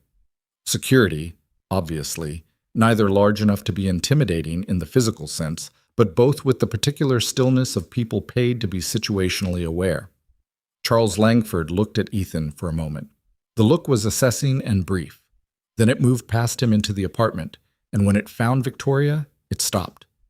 They looked at each other across the small apartment, father and daughter, separated by the width of a kitchen and 6 months and things that had no clean measurement. Charles Langford's control, Ethan noticed, had a crack in it. It was small, barely there, something around the eyes, a tightness that was not composed. It was the crack that appeared when something had scared a person very much, and they'd been keeping themselves together through the waiting, and something in them let go, just slightly, when the waiting ended. Victoria's face did something similar, though she was better at hiding it. Charles stepped into the apartment. He looked around briefly. The small space, the secondhand furniture, the drawings on the refrigerator. His expression was unreadable in most ways, but not completely. "Victoria," he said. "Dad," she said. One word. Flat. With a lifetime of things packed into the flatness. "You should have," he started. "Don't," she said. Her voice was steady. "Don't start with what I should have done." He stopped. His jaw worked slightly. Then he looked at Ethan. "I apologize for the intrusion," he said. The words were formal but not dismissive. They were the words of a person who had been raised to say certain things in certain tones and was doing it because it was automatic. "I'm told you've been," he paused, "that Victoria has been here." "For about a week," Ethan said. A muscle moved in Charles Langford's jaw. He looked at his daughter. "A week," he said. "Don't say it like that," Victoria said. "I'm not saying it like anything," he said, and the control in his voice was doing real work now. Ethan could hear it, the effort behind it. "I've spent 6 months." "I know," she said. 6 months." "I know, Dad." Her voice cracked on the second word, just slightly, just at the edge of it, and she pressed her lips together and looked away toward the window. The apartment was very quiet. The 2 security men in the hallway might as well have been furniture. Ethan stood near the door and watched the 2 Langfords occupy the same room for the first time in half a year and tried to figure out what, if anything, he was supposed to do. "Why here?" Charles said. He looked at Ethan again. Not with hostility, exactly, more with the bafflement of a man who had been searching for his daughter for 6 months and had arrived at an address he could not have predicted. "Why? I needed somewhere safe," Victoria said, and this was safe. She looked at Ethan when she said it, not apologetically, not as explanation, just looking at him, in the way she'd started doing over the past week, directly and without the layers of management she'd entered with. Charles followed her gaze to Ethan. Something moved across his face that Ethan couldn't read. "Mr. Charles started. "Walker," Ethan said. "Ethan Walker." "Mr. Walker." Charles paused. "I'd like a moment with my daughter." Ethan looked at Victoria. Victoria held his gaze for a second, and in that second he read something that might have been fear and might have been readiness. And he thought about Mia asking if Victoria would be here tomorrow, and about the nightmare, and about the hand in his hat, and the park, and the way the apartment sounded different when he came home now. He thought about the pull-out with the lean to the left that she'd never complained about. "I'll be right outside," he said to Victoria. She nodded. He stepped into the hallway and pulled the door most of the way closed, but not all the way. And he stood there in the carpeted hallway that smelled like his neighbor's cooking, between 2 men who were paid to be invisible, and he listened to the voices on the other side of the door. Charles Langford said something, too quiet to hear. Then Victoria's voice, louder, with an edge he'd never heard from her before in a week of careful, managed words. "You don't get to come in here and—" Charles again, still quiet. Then a silence that lasted long enough that Ethan had to stop himself from opening the door. Then very quietly, Victoria's voice saying something that wasn't words, just a sound, and then Charles Langford's voice saying his daughter's name, not as a command, not in the contained, certain tone he'd used at the door. Just her name. Just Victoria. The way you said a name when you'd been afraid you might not get to say it again. Ethan leaned against the wall. The hallway carpet was the particular shade of resigned brown that hallway carpets in buildings like this always were. Somewhere above him, a floorboard creaked. The building settled around him, doing the thing old buildings did, as if the story happening inside its walls was just another in a long list. He waited. The door opened after 11 minutes. Ethan knew because he'd been watching the second hand on his watch without meaning to, tracking the time, the way he tracked things when his hands had nothing to do, and his mind needed somewhere to put itself. 11 minutes and the door swung inward, and Victoria stood in the frame looking like someone who had gone 12 rounds and was still standing through a combination of stubbornness and muscle memory rather than actual strength. Her eyes were dry. He noticed that first. Whatever had happened in those 11 minutes, she'd kept herself together in the way she was practiced at keeping herself together. But there was something different in her face. something less armored than it had been when he'd stepped out. Like a layer had come off whether she'd intended it to or not. "He wants to talk to you," she said. Ethan looked at her. "You okay?" She stopped. Didn't say fine. That was new. "I will be. He wants to talk to you." He held her gaze for a moment, reading what was there. She gave him the faintest nod. Not reassurance exactly, more like permission. And he stepped back into the apartment. Charles Langford had moved to the window. He was standing with his hands clasped behind his back, looking down at West Armitage in the same way Victoria had stood, looking down at it that morning when she'd seen the SUV. Ethan wondered if they knew they did that. Shared gestures, shared postures, the physical language that passed between people who'd spent decades occupying the same rooms. Charles turned when he heard Ethan come in. The two men from the hallway had been repositioned, one just inside the door now, one staying out. Charles had made some small decision about the level of theater required here and dialed it back. "Mr. Walker?" Charles said. "Mr. Langford." Charles studied him for a moment. It was a different study than the first one in the doorway. Less assessment, more something else, something Ethan couldn't immediately name. "How did my daughter come to be here?" he asked. Ethan told him, plainly, without elaborations. The storm, the parking lot, the scraped knee, the woman in the rain who had nowhere she wanted to go. Charles listened without interrupting, which Ethan noted because most people interrupted. His face was controlled throughout, but Ethan was watching the edges of it, and the edges told a different story than the center. When Ethan finished, Charles was quiet for a moment. "You didn't know who she was," he said. "No." "And when you found out?" "2 days ago," Ethan said. "She told me." "And you?" "Didn't change anything," Ethan said. Charles looked at him.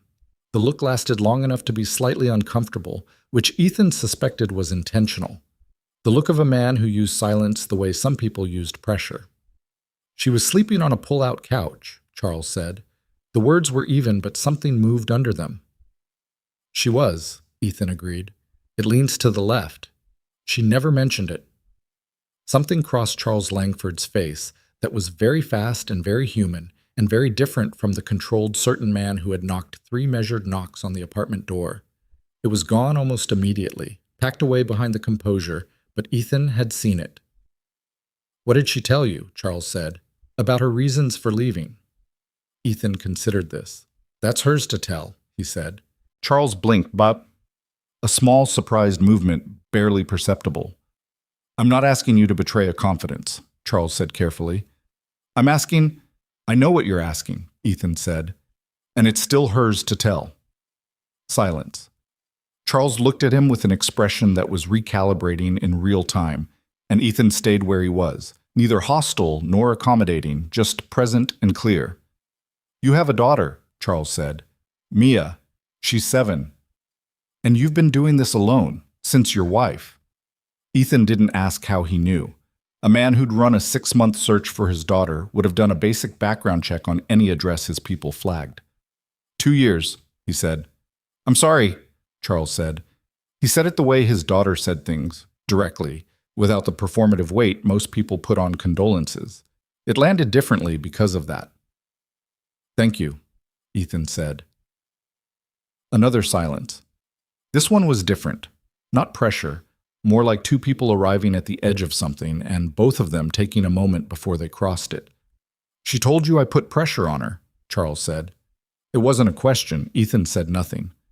"She told you about the expectations," Charles continued. "The weight of the company, He stopped, pressed his lips together briefly in a gesture that was so similar to Victoria's that it was almost startling. "I need to know what she said." "She said she couldn't breathe," Ethan said, because Victoria had said it, and it was true, and it was the most important thing she'd said. "She said she'd been trying to tell you that for years, and you didn't hear it." Charles turned back to the window. He stood there for a long moment. His back was to Ethan, and Ethan could see the set of his shoulders.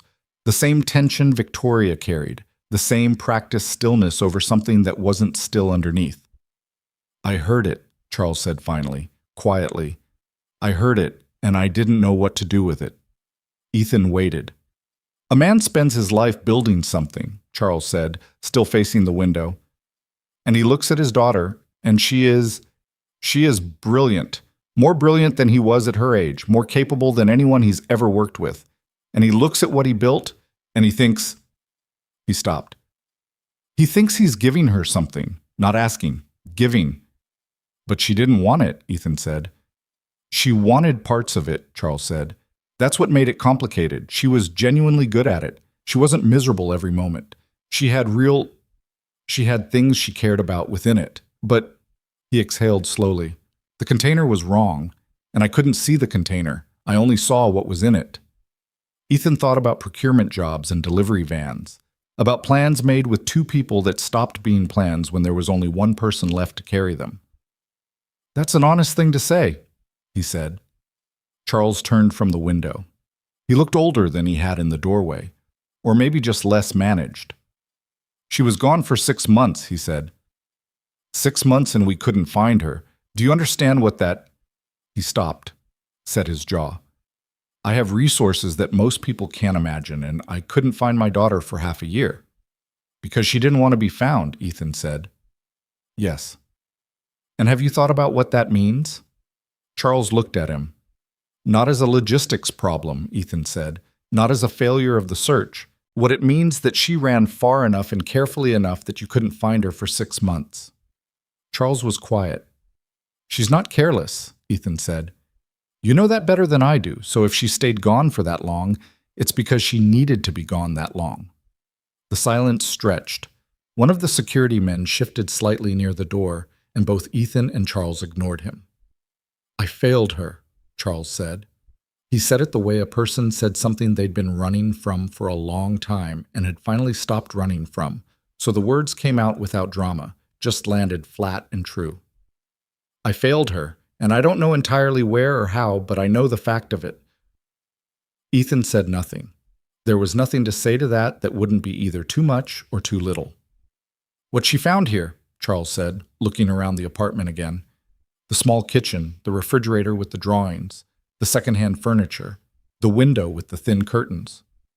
What she found here that she couldn't... He stopped. Couldn't finish. She didn't have to be anything, Ethan said simply. She was here. That's it. Charles Langford, 60 years old and worth more money than Ethan would ever know what to do with, looked at a stranger in a small apartment on West Armitage Avenue and had the expression of someone who had just understood something he should have understood a long time ago. He didn't say anything for a moment. Then, thank you for what you did for her. I gave her a couch, Ethan said. You gave her... Charles paused, chose carefully. You gave her something I apparently couldn't, and I'm grateful for it. Ethan nodded once. He didn't argue with the gratitude, and he didn't elaborate on it. It was Charles Langford's thing to sit with, not his to manage.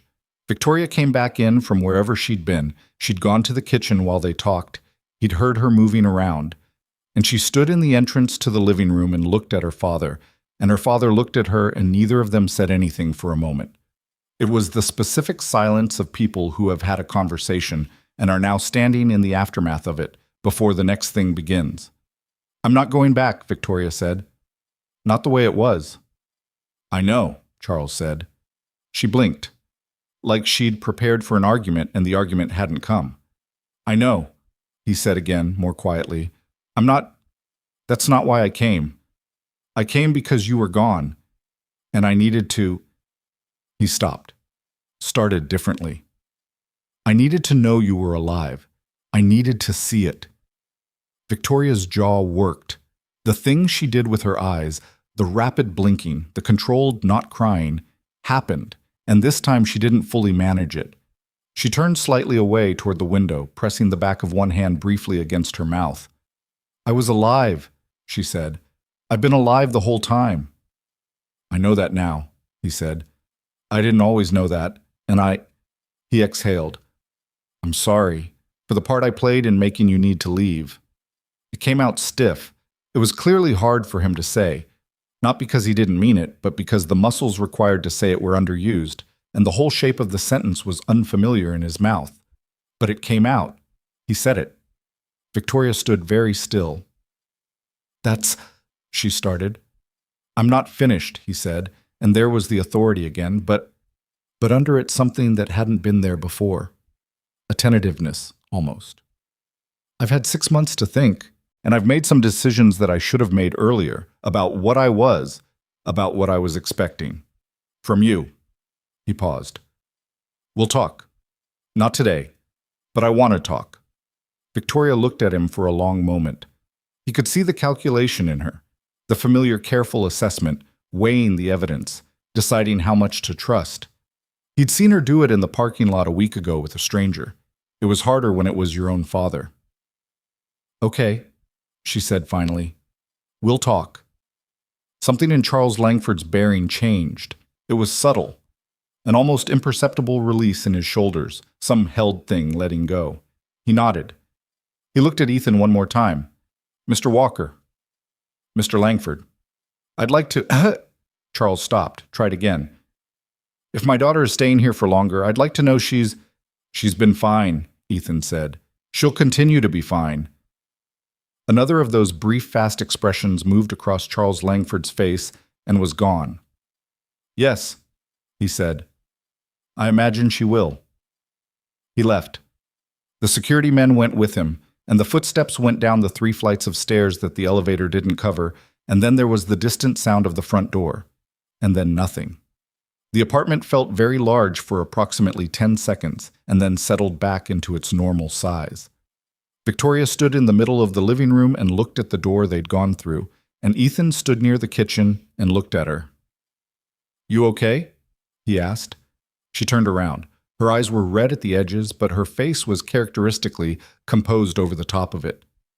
He apologized, she said, like she was testing whether the sentence was real. I heard, he said.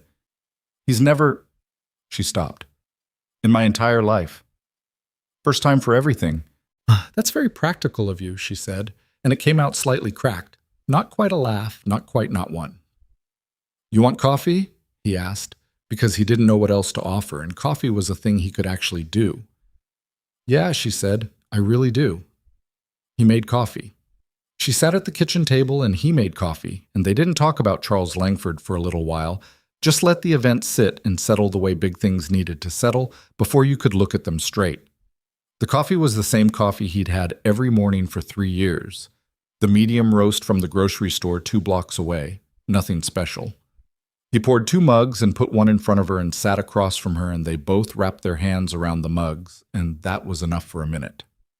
He seemed different than I expected, Ethan said eventually. Victoria looked up.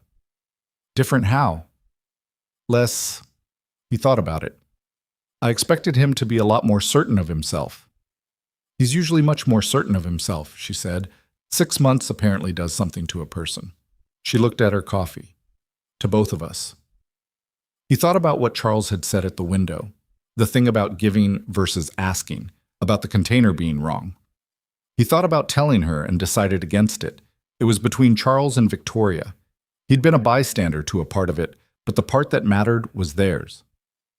What do you want to do? He asked. Now. She thought about it. Real thought. He could see her actually working through it, not reaching for a prepared answer. I don't know yet, she said, but I know I'm not going back to the way it was. She paused. He said he's made decisions. I don't know what that means. I don't know if I trust it yet. Trust is built over time, he said. Yes, she said, and it's been borrowed against a lot. She wrapped both hands tighter around the mug. But he came. He came himself, not just the security team. He climbed 3 flights of stairs. Elevator's broken, Ethan said. I know the elevator's broken, Ethan. He climbed 3 flights of stairs, she said again, in the tone of someone who was deciding whether that counted as evidence. He could have sent anyone. He came himself. That's something, Ethan said. It's something, she agreed. Whether it was enough was a different question, and neither of them had the answer to it, and that was okay. Not every question needed an immediate answer. Some things had to be carried for a while before they became clear. Mrs. Patterson brought Mia home at 3:30, which was the normal time, and Mia came in the way she always came in. Backpack first, then the rest of her, shoes hitting the floor by the door, and she stopped and looked at Victoria with the specific alertness of a child who had noticed something was different without knowing what. "What happened?" Mia said. "Nothing bad," Victoria said quickly. Mia looked at Ethan. He gave her the parental nod that meant we'll talk later, and she accepted this with the patience of a child who'd gotten good at reading her father's signals. "Are you sad?" Mia asked Victoria. "A little," Victoria said. Mia set her backpack down, walked to the couch, and sat down next to Victoria. Not at a polite distance. Right next to her, shoulder to shoulder, the way she sat next to Ethan when she wanted to be near him without requiring anything. Victoria looked down at her for a moment. "Okay," Mia said.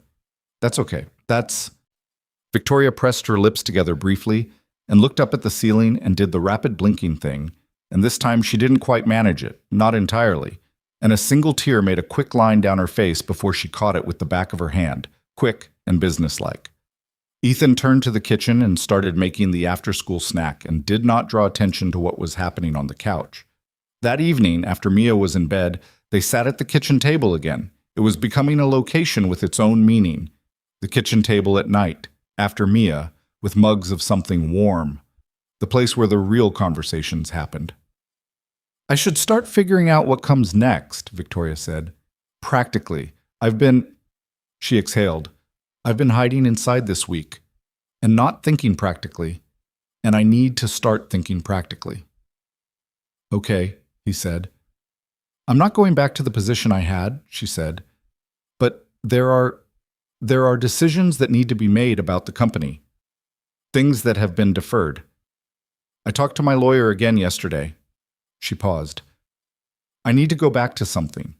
Not all the way, but—" She struggled with the words. "I need to figure out what's actually mine, what I can do without it being what I can do that's mine." "The 40-reader mathematics papers," he said. She looked at him. "That's not a career path." "It could be," he said. "Ethan." "I'm serious. Why not?" "Because you can't—" She stopped. "Because the scale of what—" She stopped again. "My name is attached to a lot of things.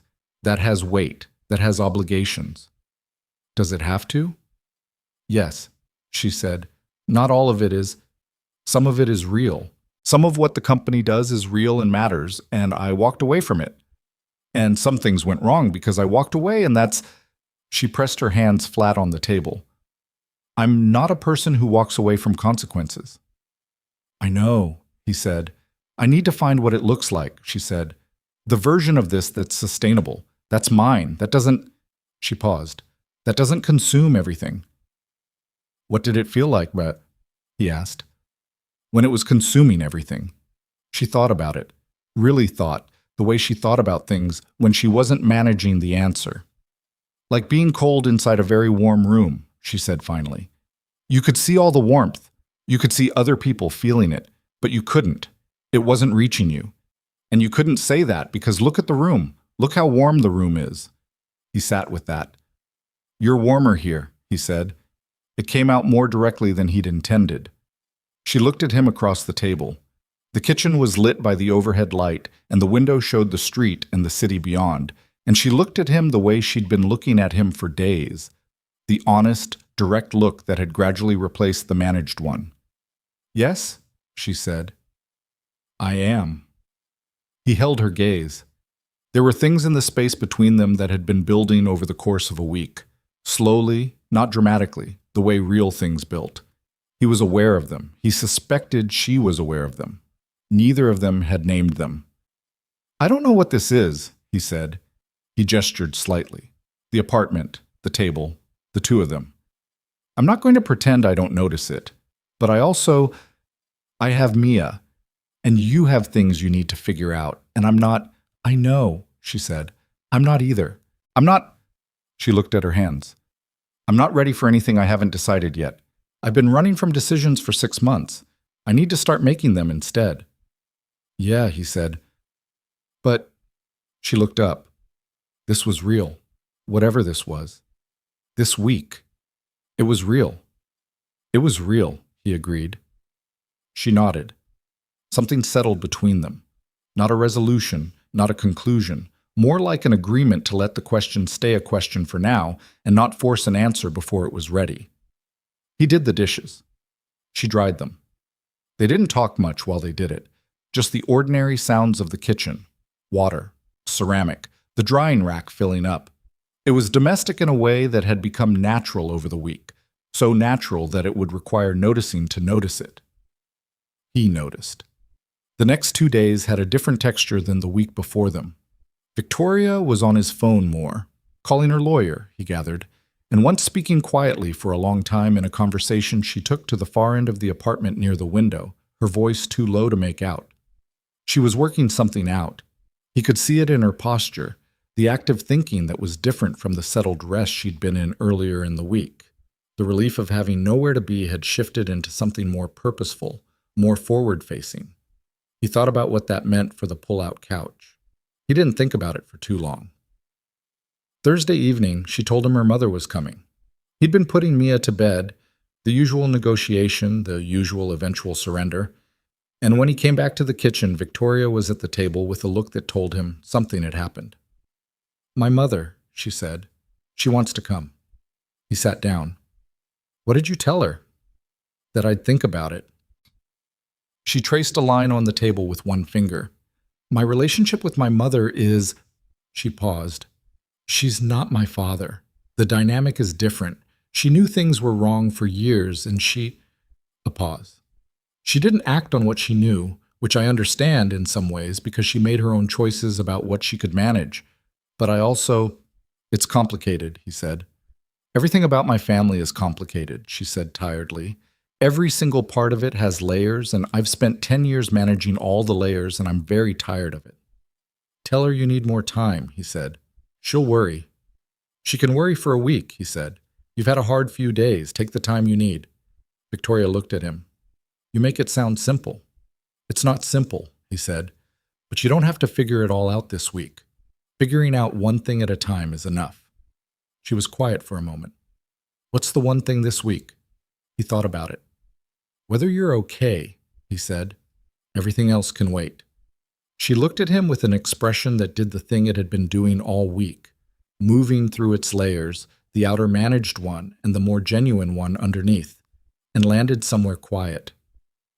"I'm okay," she said, and then, differently, testing it, "I'm actually okay."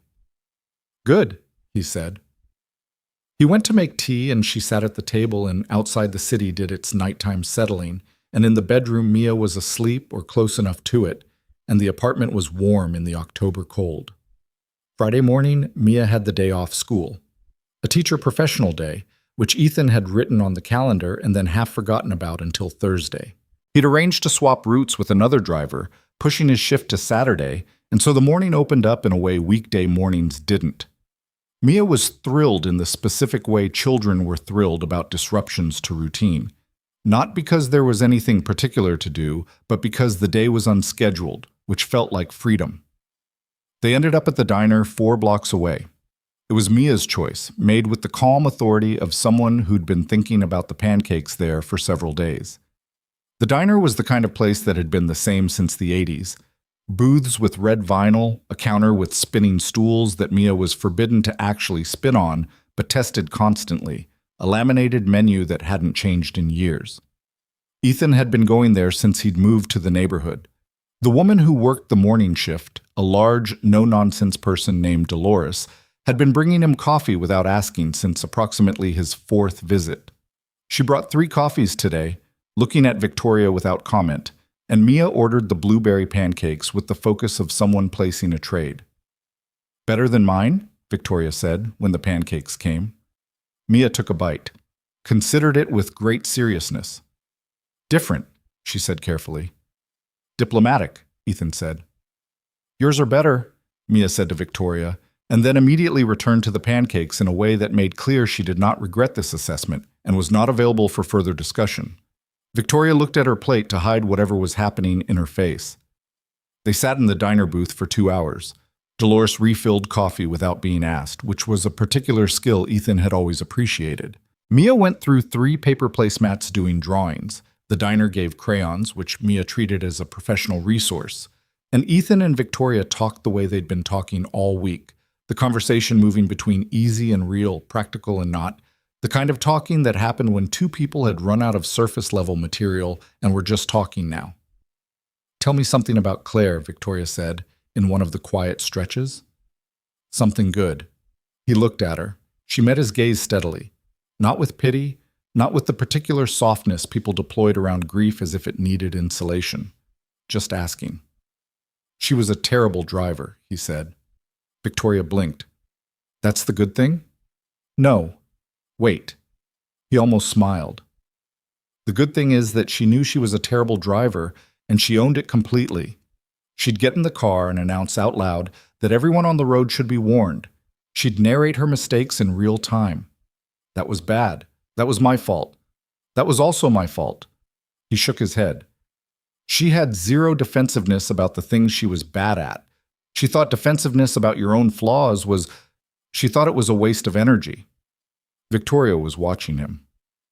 "She was right," he said. "I'm more defensive. I'm working on it." "You're less defensive than you think you are," Victoria said. He looked at her. "What do you mean?" "Most people, when I told them I ran a company, when they found out, they changed. The way they talked to me, what they said, they either got smaller or they got bigger depending on what they wanted from me." She turned her coffee mug. "You got the same." He thought about that. "She sounds like someone who didn't need to perform," Victoria said. "Claire." "No," he agreed. "She didn't. I've spent so long performing," Victoria said. "I forgot what I was performing at. It just became the thing." "You're not performing now," he said. She looked at him. "No," she said slowly. "I'm not." Mia looked up from her drawing at this exact moment, looked between them with the specific 7-year-old intelligence that processed more than adults gave it credit for, and then looked back at her drawing without saying anything. She added a figure to the picture she was working on. 3 figures around a table in a diner, 1 small, 2 large. She colored the large ones in, one with the dark crayon she'd been using for Ethan's dark sweater, one with the black crayon for Victoria's dark hair. She pushed the placemat to the center of the table. "For the fridge," she announced. Ethan looked at the drawing. Victoria looked at the drawing. Victoria picked it up carefully and folded it with the precision of someone who intended to keep it. "For the fridge," Victoria agreed. On the walk back, cold again, the October that had no intention of getting warmer, Mia walked between them on the outside of the sidewalk, which Ethan gently corrected by shifting her to the inside, and then Mia grabbed both of their hands again with the same certainty she'd had in the park. No preamble, no request. 3 blocks. Same as before. He didn't look at Victoria. She didn't look at him. They walked. That afternoon, Ethan got a call from a number he didn't recognize, and when he answered it, a woman said, "Mr. Walker, my name is Eleanor Langford. I'm Victoria's mother." He stepped into the hallway outside the apartment and pulled the door mostly closed. "Mrs. Langford," he said, "I know this is..." She stopped, started over. "Charles told me about you, about what you did. I wanted..." A pause. "I wanted to thank you myself." Her voice was different from her husband's, less contained. There was something rougher in it, emotion that hadn't been as thoroughly organized as Charles's. "She would have been okay," Ethan said. "She was managing." "She was sleeping on a pull-out couch," Eleanor said, and in her voice was the particular anguish of a mother who had received this specific information and been sitting with it. "She was fine," he said. "She was better than fine." "I know," Eleanor said. "I know she was. That's..." She exhaled. "That's almost the harder part to hear." He didn't have an answer to that. "I'm going to come next week," Eleanor said. If Victoria, that's between you and Victoria," he said gently, "but she's working through things. She'll be ready when she's ready." A silence. "You're very protective of her," Eleanor said, not accusatory, noting it. "She's been in my home for a week," he said. She matters to my daughter. She matters to me." The words came out before he'd decided to say them, but he didn't walk them back. They were true. Simple fact. Eleanor Langford was quiet for a moment. "She told me about Mia," she said. She calls her extraordinary. He thought about Mia at the frittata, accepting the blueberry correction. Mia telling Victoria it was okay to be sad. Mia drawing 3 figures around a diner table and calling it for the fridge. She is, he said. So is Victoria, Eleanor said. I know She stopped. I know we didn't always show her that well enough. He waited. Take care of her, Eleanor said. A little longer. While she figures out, she's figuring it out, he said. She's very good at figuring things out. Eleanor made a sound that was almost a laugh. She always has been, she said. We just kept... She stopped again. We kept pointing that capacity at the wrong things. He went back inside after they hung up. Victoria was at the kitchen table with a legal pad he didn't own and a pen she'd found somewhere, writing things down in the small, precise handwriting he'd glimpsed on forms she'd helped Mia fill out. Mia was on the couch with her book. He sat across from Victoria. She looked up. That was your mother, he said. She went still. What did she say? That she wants to come next week, he said, and that she's sorry. In her own way. She didn't quite say it in those words, but that's what it was. Victoria looked at the legal pad, at whatever she'd been writing. She was never... She paused. She made choices too, staying out of things, keeping the peace. I'm angry at her for different reasons than I'm angry at my father. Yeah, he said. That's real. But she's my mother, Victoria said, like this was the thing that complicated everything, which it was, which it always was. And she called. She called, he agreed. Victoria looked at him. What do you think I should do? I think you should talk to her, he said, but only when you're ready. And I think ready is yours to determine, not hers. She looked at the legal pad again. Then she nodded once to herself, as if she'd confirmed something she'd been thinking. Okay, she said. Okay. From the couch, Mia turned a page in her book and said, without looking up, Victoria, what does inevitable mean? Victoria turned toward her. It means something that was always going to happen no matter what else occurred, she said. Something you couldn't have avoided. Mia thought about this. Like what? Like... Victoria paused, looked at Ethan briefly, one quick look, then back at Mia. Like certain things working out the way they were always going to work out. Mia accepted this and turned another page. Ethan got up to start dinner. The evening went the way evenings had gone all week. Mia's bath, the negotiation, the book, the good night.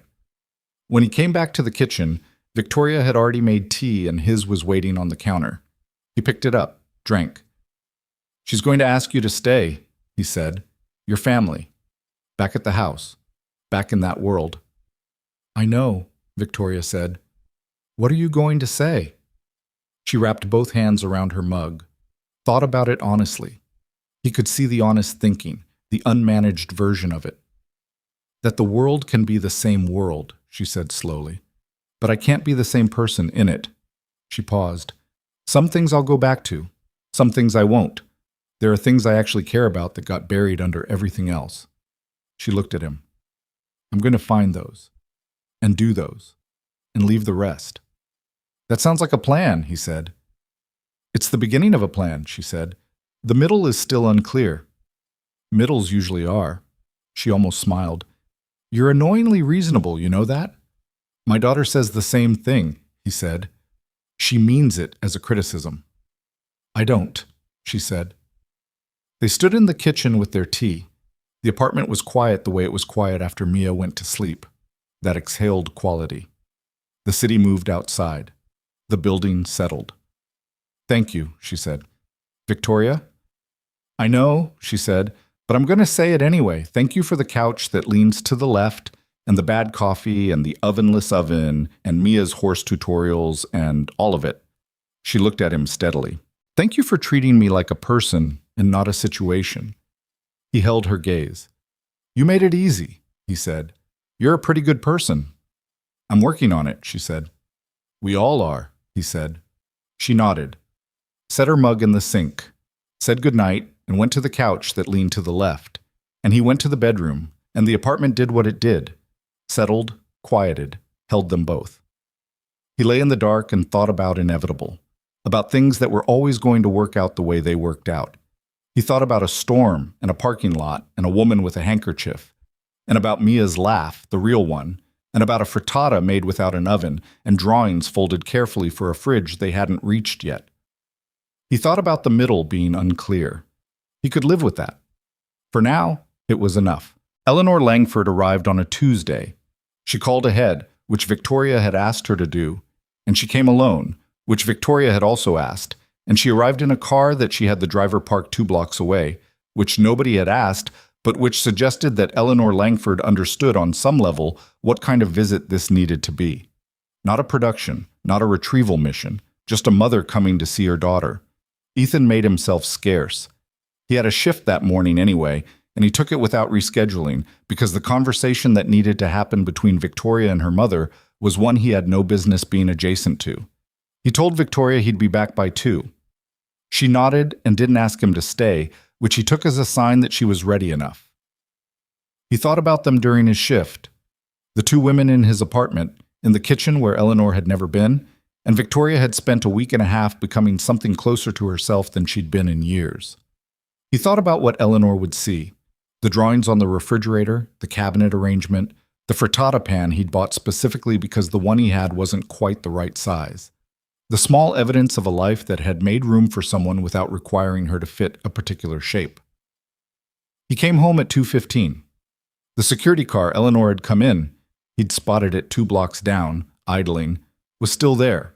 He went up the 3 flights and knocked on his own door before opening it, which he'd never done before and which felt slightly absurd, but the alternative was walking in on something he didn't know the temperature of. "It's open," Victoria said. He came in. They were at the kitchen table. Eleanor Langford was 60 in the same way Charles was 60, carrying it with the particular posture of people who'd had resources all their lives, the good doctors, the right habits, the things that money made easier. But her face was different from her husband's. Charles had the controlled architecture of a man who'd decided his face was something to manage. Eleanor's face showed more. The evidence of a harder morning, eyes that were slightly red at the corners, a tissue folded and refolded on the table in front of her that had been used and put down and picked up again. She looked at Ethan when he came in, and the look was direct and appraising and complicated, the look of a woman who had spent the last 2 hours being told, in various ways, what this apartment had been and what this man had done, and was now forming her own opinion. "Mr. Walker," she said. "Mrs. Langford, can I get you anything? Coffee? Tea?"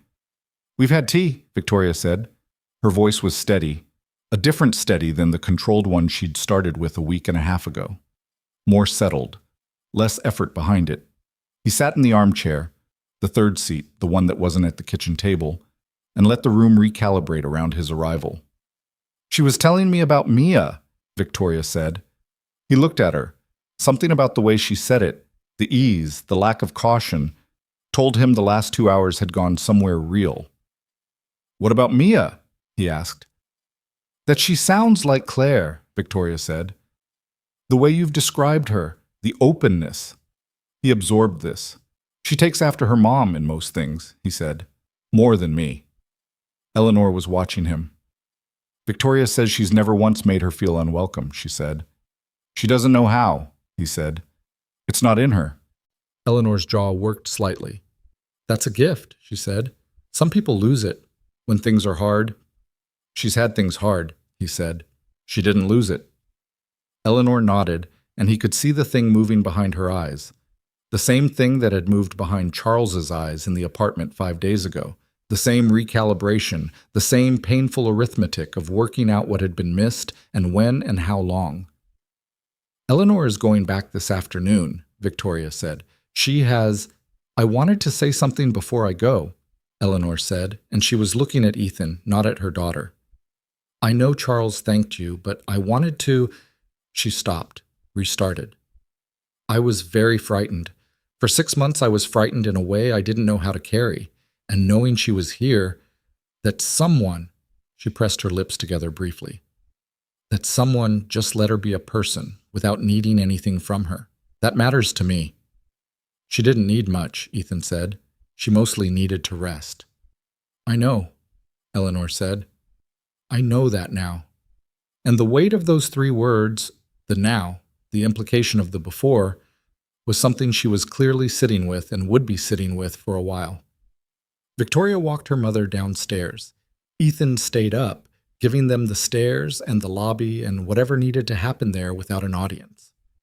He heard the door from the building's entrance close distantly, and then footsteps on the stairs coming back up, and then Victoria was in the doorway, looking the way people looked after a hard conversation that had also, somehow, been a necessary one.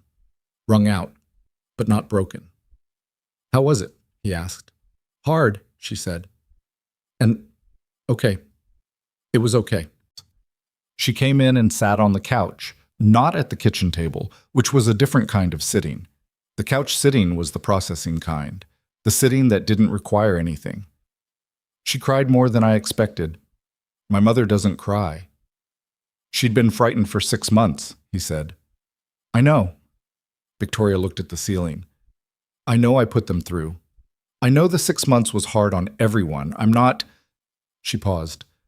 "I don't regret leaving, but I regret that there wasn't another way." "Maybe there wasn't," he said. "Maybe there wasn't," she agreed. "Some lessons only arrive when everything else fails first." She was quiet for a moment. "She's coming back next month, Eleanor. We're going to have lunch, somewhere neutral." She almost smiled. "She suggested the Four Seasons. I suggested the diner 4 blocks from here." "What did she say?" "She said she'd never been to a diner," Victoria said. "I told her it was time." He felt something loosen in his chest. Small, quiet. The particular feeling of watching a thing start to mend. Not fully, not cleanly, because nothing mended fully or cleanly, but the first small movement of it, the direction changing. "Good," he said. The week before Mia's recital was an ordinary week in most ways, and a shifting one in others. Victoria had started taking calls in the apartment openly instead of at the far end of the room. Calls with her lawyer, calls with people from the company whose voices came through the phone, with the clipped efficiency of people accustomed to Victoria Langford's full attention. She gave them a different version of it now, still sharp, still capable, but with something different underneath, a clearer sense of what she was and wasn't willing to negotiate. He heard fragments, overheard rather than listened, the way you overheard things in a small apartment where sound carried. She said no to 3 things in the space of 4 days, said it directly, without the padding and redirection he imagined she'd used before. Just no. With explanation enough to be decent, but not enough to invite renegotiation. "That's new?" he said one evening when she'd ended a call and come back to the kitchen. She looked at him. "What is?" "The no." She considered this. "My lawyer said the same thing." She sat down. "I practiced it," she said, with a dry frankness he'd come to expect from her. "When I was on my own, the first months. I practiced saying it out loud in hotel rooms, just to hear what it sounded like." "What did it sound like?" "Terrifying at first," she said, "then less. Then just a word." "Just a word," he said. "It's only threatening if you haven't heard yourself say it," she said. "Once you have, it loses the charge." He thought about all the things he'd said yes to over 2 years because saying no felt like it would cost too much. The extra shifts, the landlord's slow repairs, the friends who'd faded and that he'd let fade because asking them to stay would have required something he didn't have the energy for. The small daily capitulations that accumulated into a shape of life that was functional and survivable, but not quite his. "I should practice that too," he said. She looked at him with the particular look she had, the direct one, the one that had replaced the managed one. "You're better at it than you think," she said. "You said no to Charles in your living room without flinching. He's your father, not my boss." "He's used to people treating him like he's their boss," she said. "You didn't. That's not nothing." He thought about that. The night before the recital, Mia could not sleep. Ethan knew because he could hear her, not crying, just awake, the sound of a small person rearranging themselves repeatedly in a bed. He gave it 15 minutes in case it resolved on its own, and when it didn't, he got up. He passed through the living room on the way and registered in the ambient city light that Victoria was also awake, sitting up on the pullout, arms around her knees. He stopped. She's awake, he said quietly. I know, Victoria said. I heard her 10 minutes ago. I'm going to go in. Okay? A pause. I'll make warm milk. Does she drink warm milk? She thinks it's for babies, he said. She'll drink it anyway. He went to Mia's room. She was lying on her back looking at the ceiling with the expression of someone who had been doing interior calculations for some time and not arriving at satisfactory answers. What's happening? He said, sitting on the edge of the bed. What if I forget the words? Mia said. You won't. But what if I do? Then you'll forget them in front of people who are there specifically because they love you, he said, and they'll clap anyway. Mia looked at him. That's not actually comforting. Yeah, he said. I know, sorry. He thought about it. You've practiced this song 47 times. I know because I've heard 47 of them. Your mouth knows it even if your brain gets nervous. What if my mouth forgets? Your mouth won't forget. Your brain might panic, but your mouth has done this enough times that it'll run on its own. Mia considered this. That's a weird way to think about it. It's an accurate way, he said. Victoria appeared in the doorway with the warm milk, which she'd put in the green mug, Mia's favorite, the one with the small chip on the handle that Mia refused to throw away because she said it gave it character. She handed it through the doorway without coming in, and Mia sat up and took it with both hands the way she always held hot things. Are you nervous before things? Mia asked Victoria. Always, Victoria said from the doorway. What do you do? Victoria thought about it. I remind myself that I've prepared, she said. And then I try to remember that the people watching are usually not hoping you'll fail. Most people are rooting for you. They want you to be good. They're on your side before you even start. Mia drank the milk. Processed this. Okay, she said. Okay. She was asleep within 20 minutes.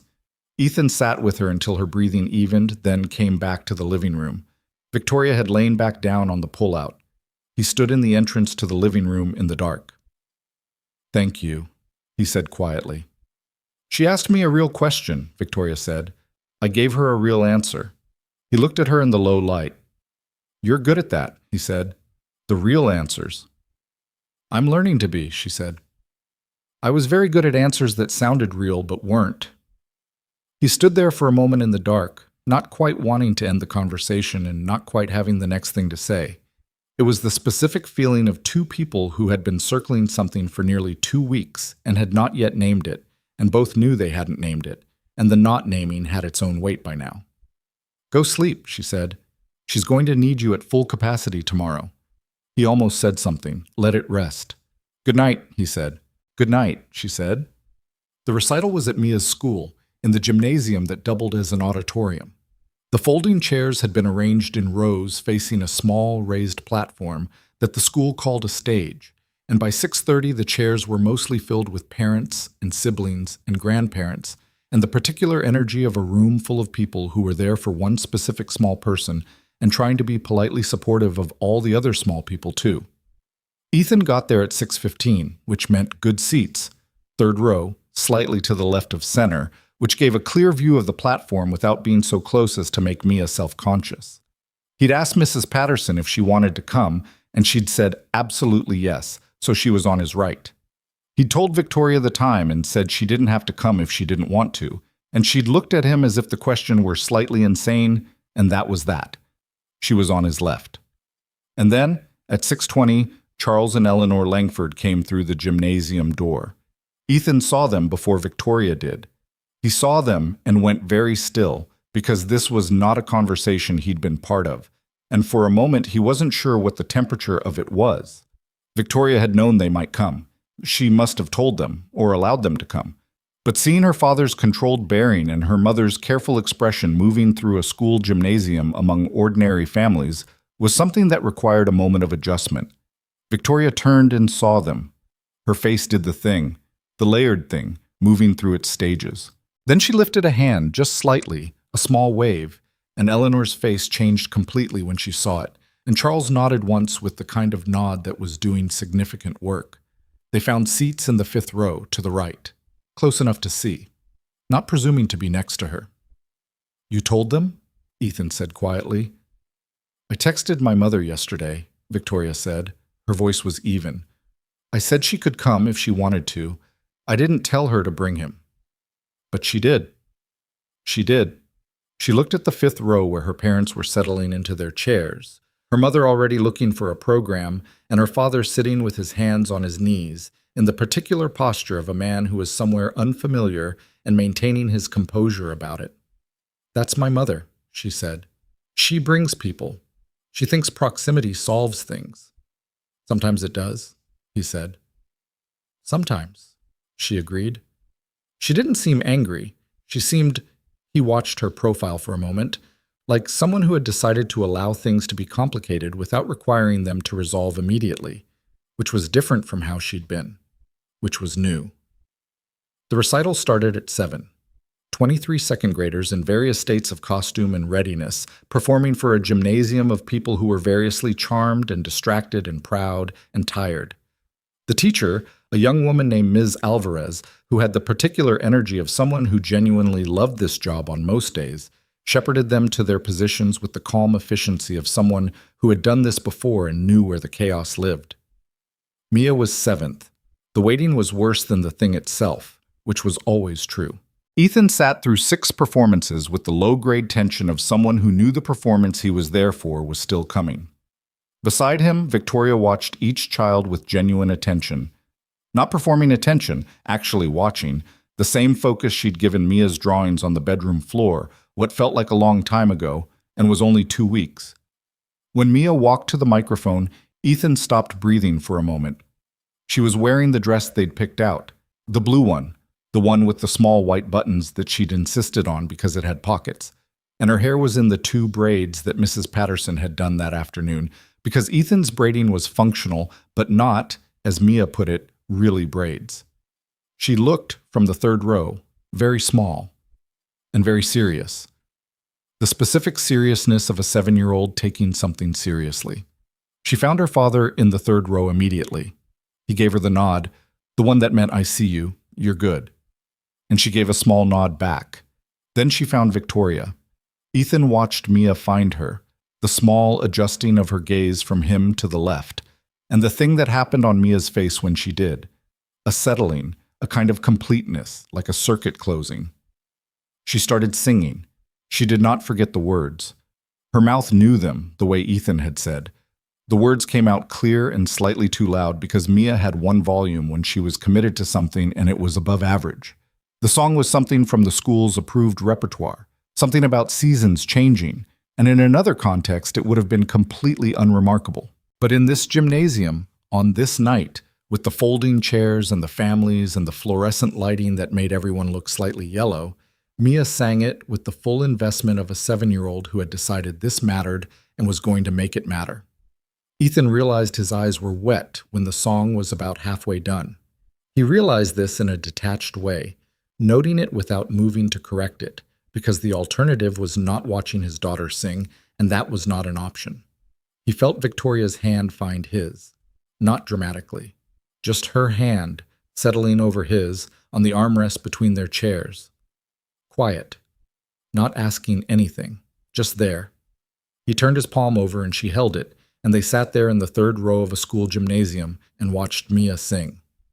He did not look at Victoria. She did not look at him. They both looked at Mia. The song ended. The gymnasium applauded. The specific, warm, slightly chaotic applause of a room full of parents. And Mia did a bow that she had clearly practiced because it was much more formal than her usual bearing. A full, deep bow that made a ripple of laughter move through the audience, the fond kind. And Mia came up from it with the expression of someone who had discovered that laughter was also a form of approval. Victoria's hand stayed in his through the next 2 performances. He didn't say anything about it. He was aware of it the way you were aware of something that had shifted quietly into place, the right key in the right lock, the cabinet door that swung properly after the hinge was fixed. At intermission, Ethan went to find Mia. She found him first. She had a talent for locating him in crowds, some internal frequency she'd had since she was small, and she came through the gymnasium in her blue dress with the pockets and crashed into him with the full momentum of a 7-year-old running at her father. I didn't forget, she said, muffled against his jacket. You didn't forget, he confirmed. I almost forgot the second verse, she said, pulling back, urgently clarifying the record. But you didn't. My mouth remembered, she said, with the satisfied expression of someone whose father had been right about something and who was willing to grant this. She looked past him to Victoria. Did you see? Mia asked. Every word, Victoria said. Mia looked at her with the evaluating look she used when she was assessing the quality of attention she'd been given. It was a surprisingly sophisticated look for a second grader. She decided it was sufficient and nodded. Then she looked past both of them, down the gymnasium, and her expression shifted into the uncertain, watchful one she wore when something was new and she hadn't decided how to handle it. Who are those people? Mia asked. Ethan turned. Charles and Eleanor had come down the side aisle and stopped about 10 feet away, not approaching, waiting. Eleanor with the careful posture of someone who wanted very much to come closer and was restraining herself. Charles with his hands in his coat pockets and his face doing the controlled thing, though less successfully than usual in a school gymnasium full of children and folding chairs. My parents, Victoria said. She crouched to Mia's level. My mom and dad. They came to see you sing. Mia looked at them with the seriousness she deployed for new information. They live far away? They live in Chicago, Victoria said, but we haven't seen each other in a while. Why? Because sometimes families need time apart, Victoria said, to figure things out. Mia absorbed this with the particular equanimity of a child who had been given honest answers about complicated things often enough to trust that answers were available. Are you figuring things out now? She asked. We're starting to, Victoria said. Mia looked at Charles and Eleanor again, the evaluation continuing. Then she walked toward them, which nobody had anticipated, with the direct, purposeful energy she brought to things she'd decided to do. She stopped in front of Eleanor and said, I'm Mia. Eleanor Langford crouched down, a little stiffly, the crouching of a woman who didn't spend much time at 7-year-old eye level, but knew instinctively that this was where the conversation needed to happen. I'm Eleanor, she said. I've heard a lot about you. Victoria talks about me? Mia asked, with the pleased frankness of a child who has no particular interest in hiding that she likes being talked about. She does, Eleanor said. She says you're extraordinary. Mia looked at this information like she was filing it. Then she looked at Charles, who was still standing slightly back, his hands still in his pockets, watching this scene with the expression of a man recalibrating on the fly. Are you the dad? Mia asked him. I am, Charles said. Victoria missed you, Mia said. She said it with the simple certainty of a child delivering what she considered to be a plain fact. Charles's composure had a very brief, very visible failure. It lasted about 1 second, and then he put it back together, but that second was real and everyone in the immediate vicinity witnessed it. I missed her too, he said. His voice was very even and very carefully managed. Mia accepted this. She reached out and touched the sleeve of his coat, the way small children made contact with things they were processing, tactile and matter of fact. And then she turned and went back to her father, immediately announcing that she needed water because singing made her thirsty. The Langfords did not join them for the second half. They stayed in their row, and Ethan stayed in his, and Victoria stayed in hers, and afterward, in the parking lot, there was a brief and carefully managed meeting among the 4 adults, while Mia held Ethan's hand and observed everything with the interest of a small person at the center of something she mostly understood. Eleanor hugged Victoria. Not a polite hug, a real one, the kind that lasted longer than social convention required, and Victoria let herself be held in it for a moment before pulling back and doing the rapid blinking thing and pressing her lips together. Charles and Victoria looked at each other. She's incredible, Charles said, meaning Mia. I know, Victoria said.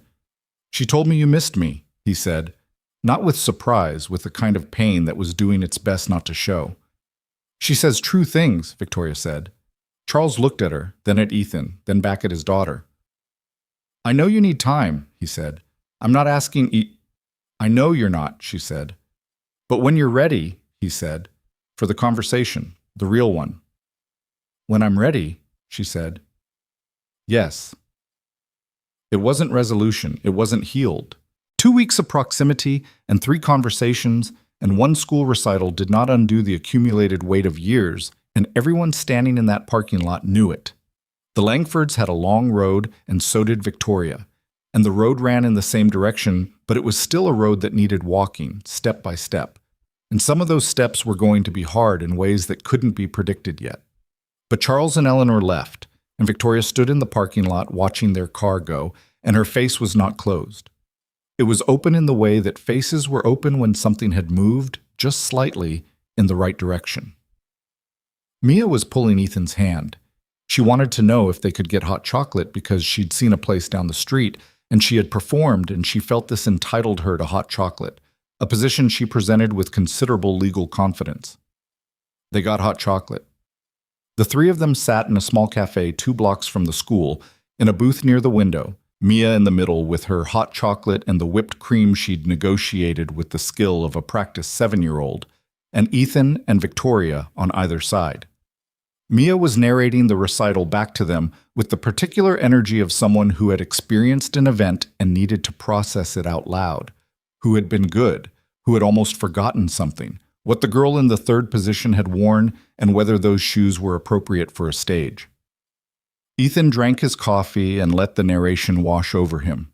He was tired in a specific way he liked, the tired of a day that had held a lot, that had asked things of him and he'd given them, and the day was wrapping up in a way that felt complete rather than truncated. He looked at his daughter. He looked at the woman across the table who was listening to his daughter's recital recap with the full, genuine attention she always gave Mia. He looked at the window and the street and the ordinary Wednesday night city going about its business outside. He thought about what Victoria had said weeks ago in the parking lot where they'd started. I'm not sure yet. 4 words that had somehow led here, to this booth, to this specific cup of coffee, and this specific small girl with whipped cream on her upper lip. He thought about the things you couldn't plan for, the nights you almost didn't stop, the storms that sent people into parking lots and kept them there until something changed. He thought about the cabinet hinge, the screwdriver in the junk drawer, the small satisfactions of a fixed thing. Later, after the hot chocolate, after home, after Mia was in bed with the certainty of someone who had performed and been applauded and had earned her sleep, he and Victoria sat at the kitchen table one more time.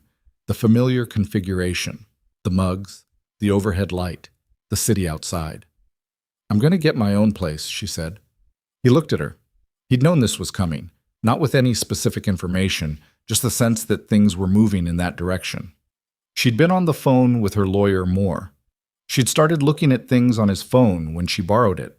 Not covertly, he'd seen the open tabs, apartment listings in the neighborhood. Okay, he said. Not far, she said. I've been looking in this neighborhood. She paused. I don't want to be... She searched for the word. I want my own space, to do this right, to figure out who I am in a space that's mine, not borrowed. That makes sense, he said. And it did. It made complete sense, and he didn't have any argument against it, and he was going to miss her on the couch with the lean to the left, and he was not going to say this. It doesn't mean, she started.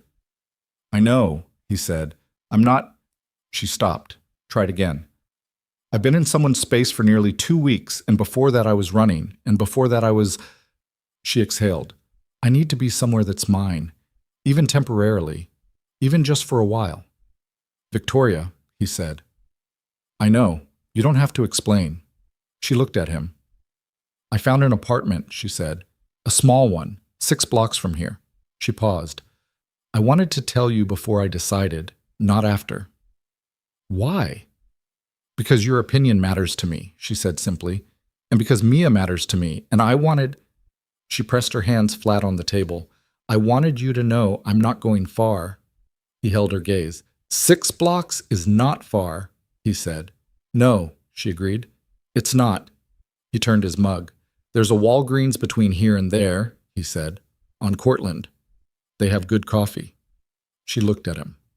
The look was the direct one, the real one, the one that had replaced all the others over the course of 2 weeks. Are you giving me a neighborhood orientation? I'm noting a resource, he said. She almost laughed. It came out as a soft exhale. Ethan. What?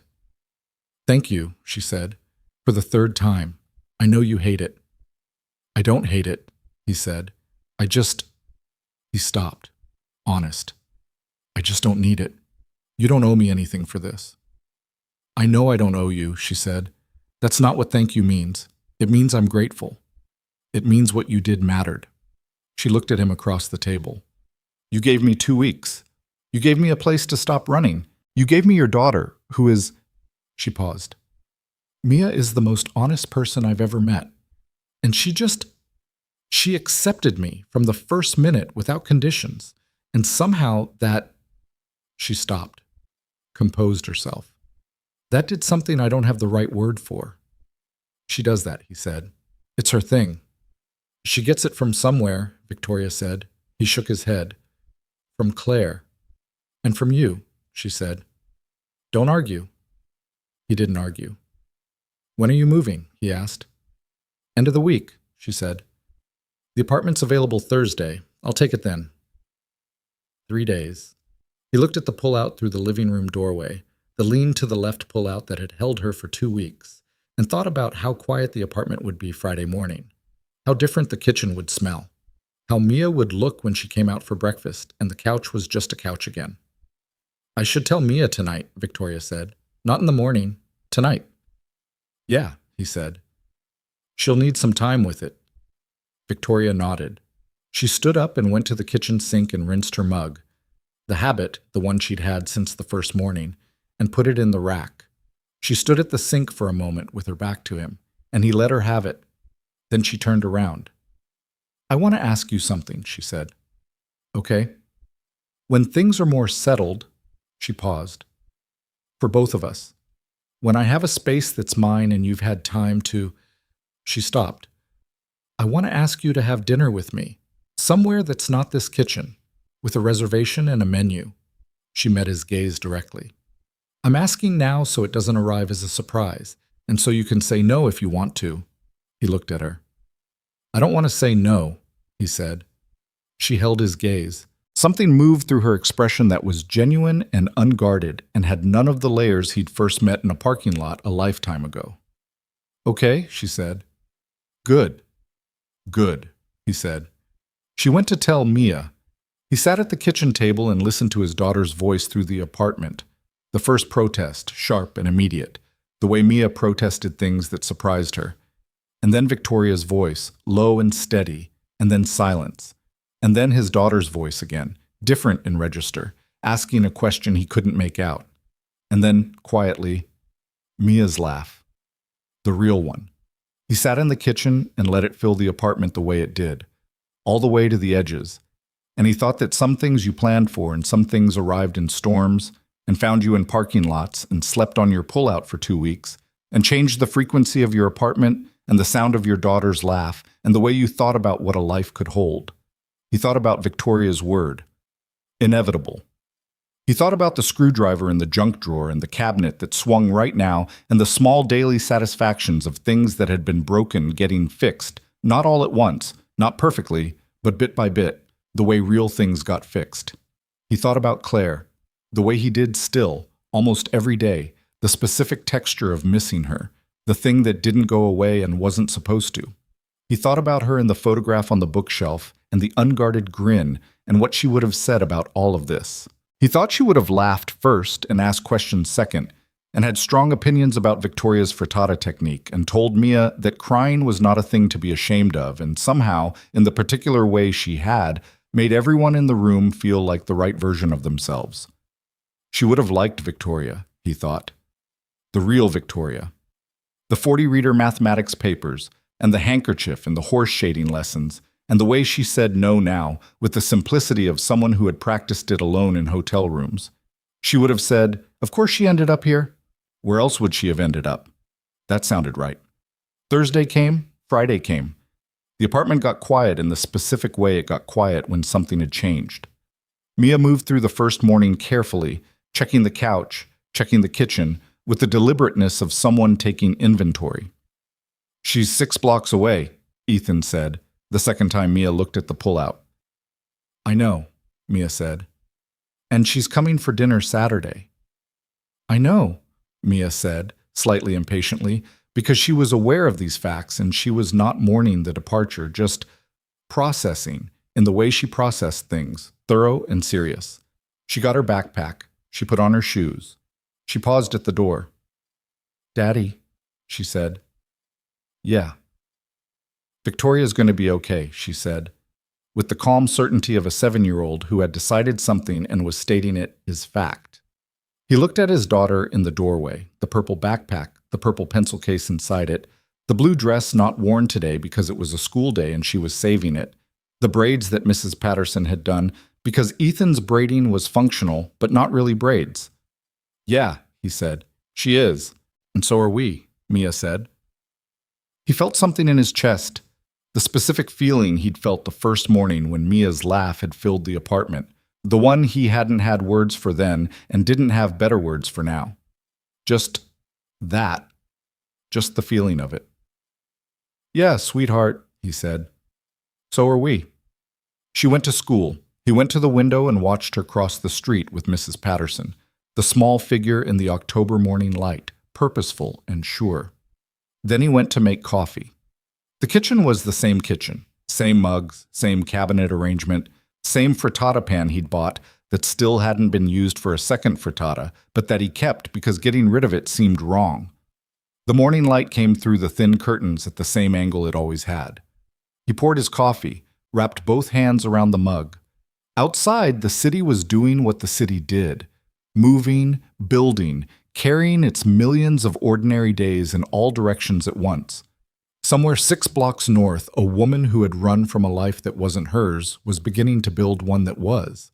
Somewhere in the 5th row of a school gymnasium, 2 people who had missed a long time were starting the slow, imperfect work of not missing anymore. And here, in a small apartment on West Armitage Avenue, a man who had learned to measure good days by the question better than yesterday, stood in his kitchen and drank his coffee and knew, with the quiet certainty of someone who had stopped waiting for things to be perfect before allowing himself to notice they were good, that the answer that morning was yes. Better than yesterday. It was enough. It was, in all the ways that mattered, more than enough.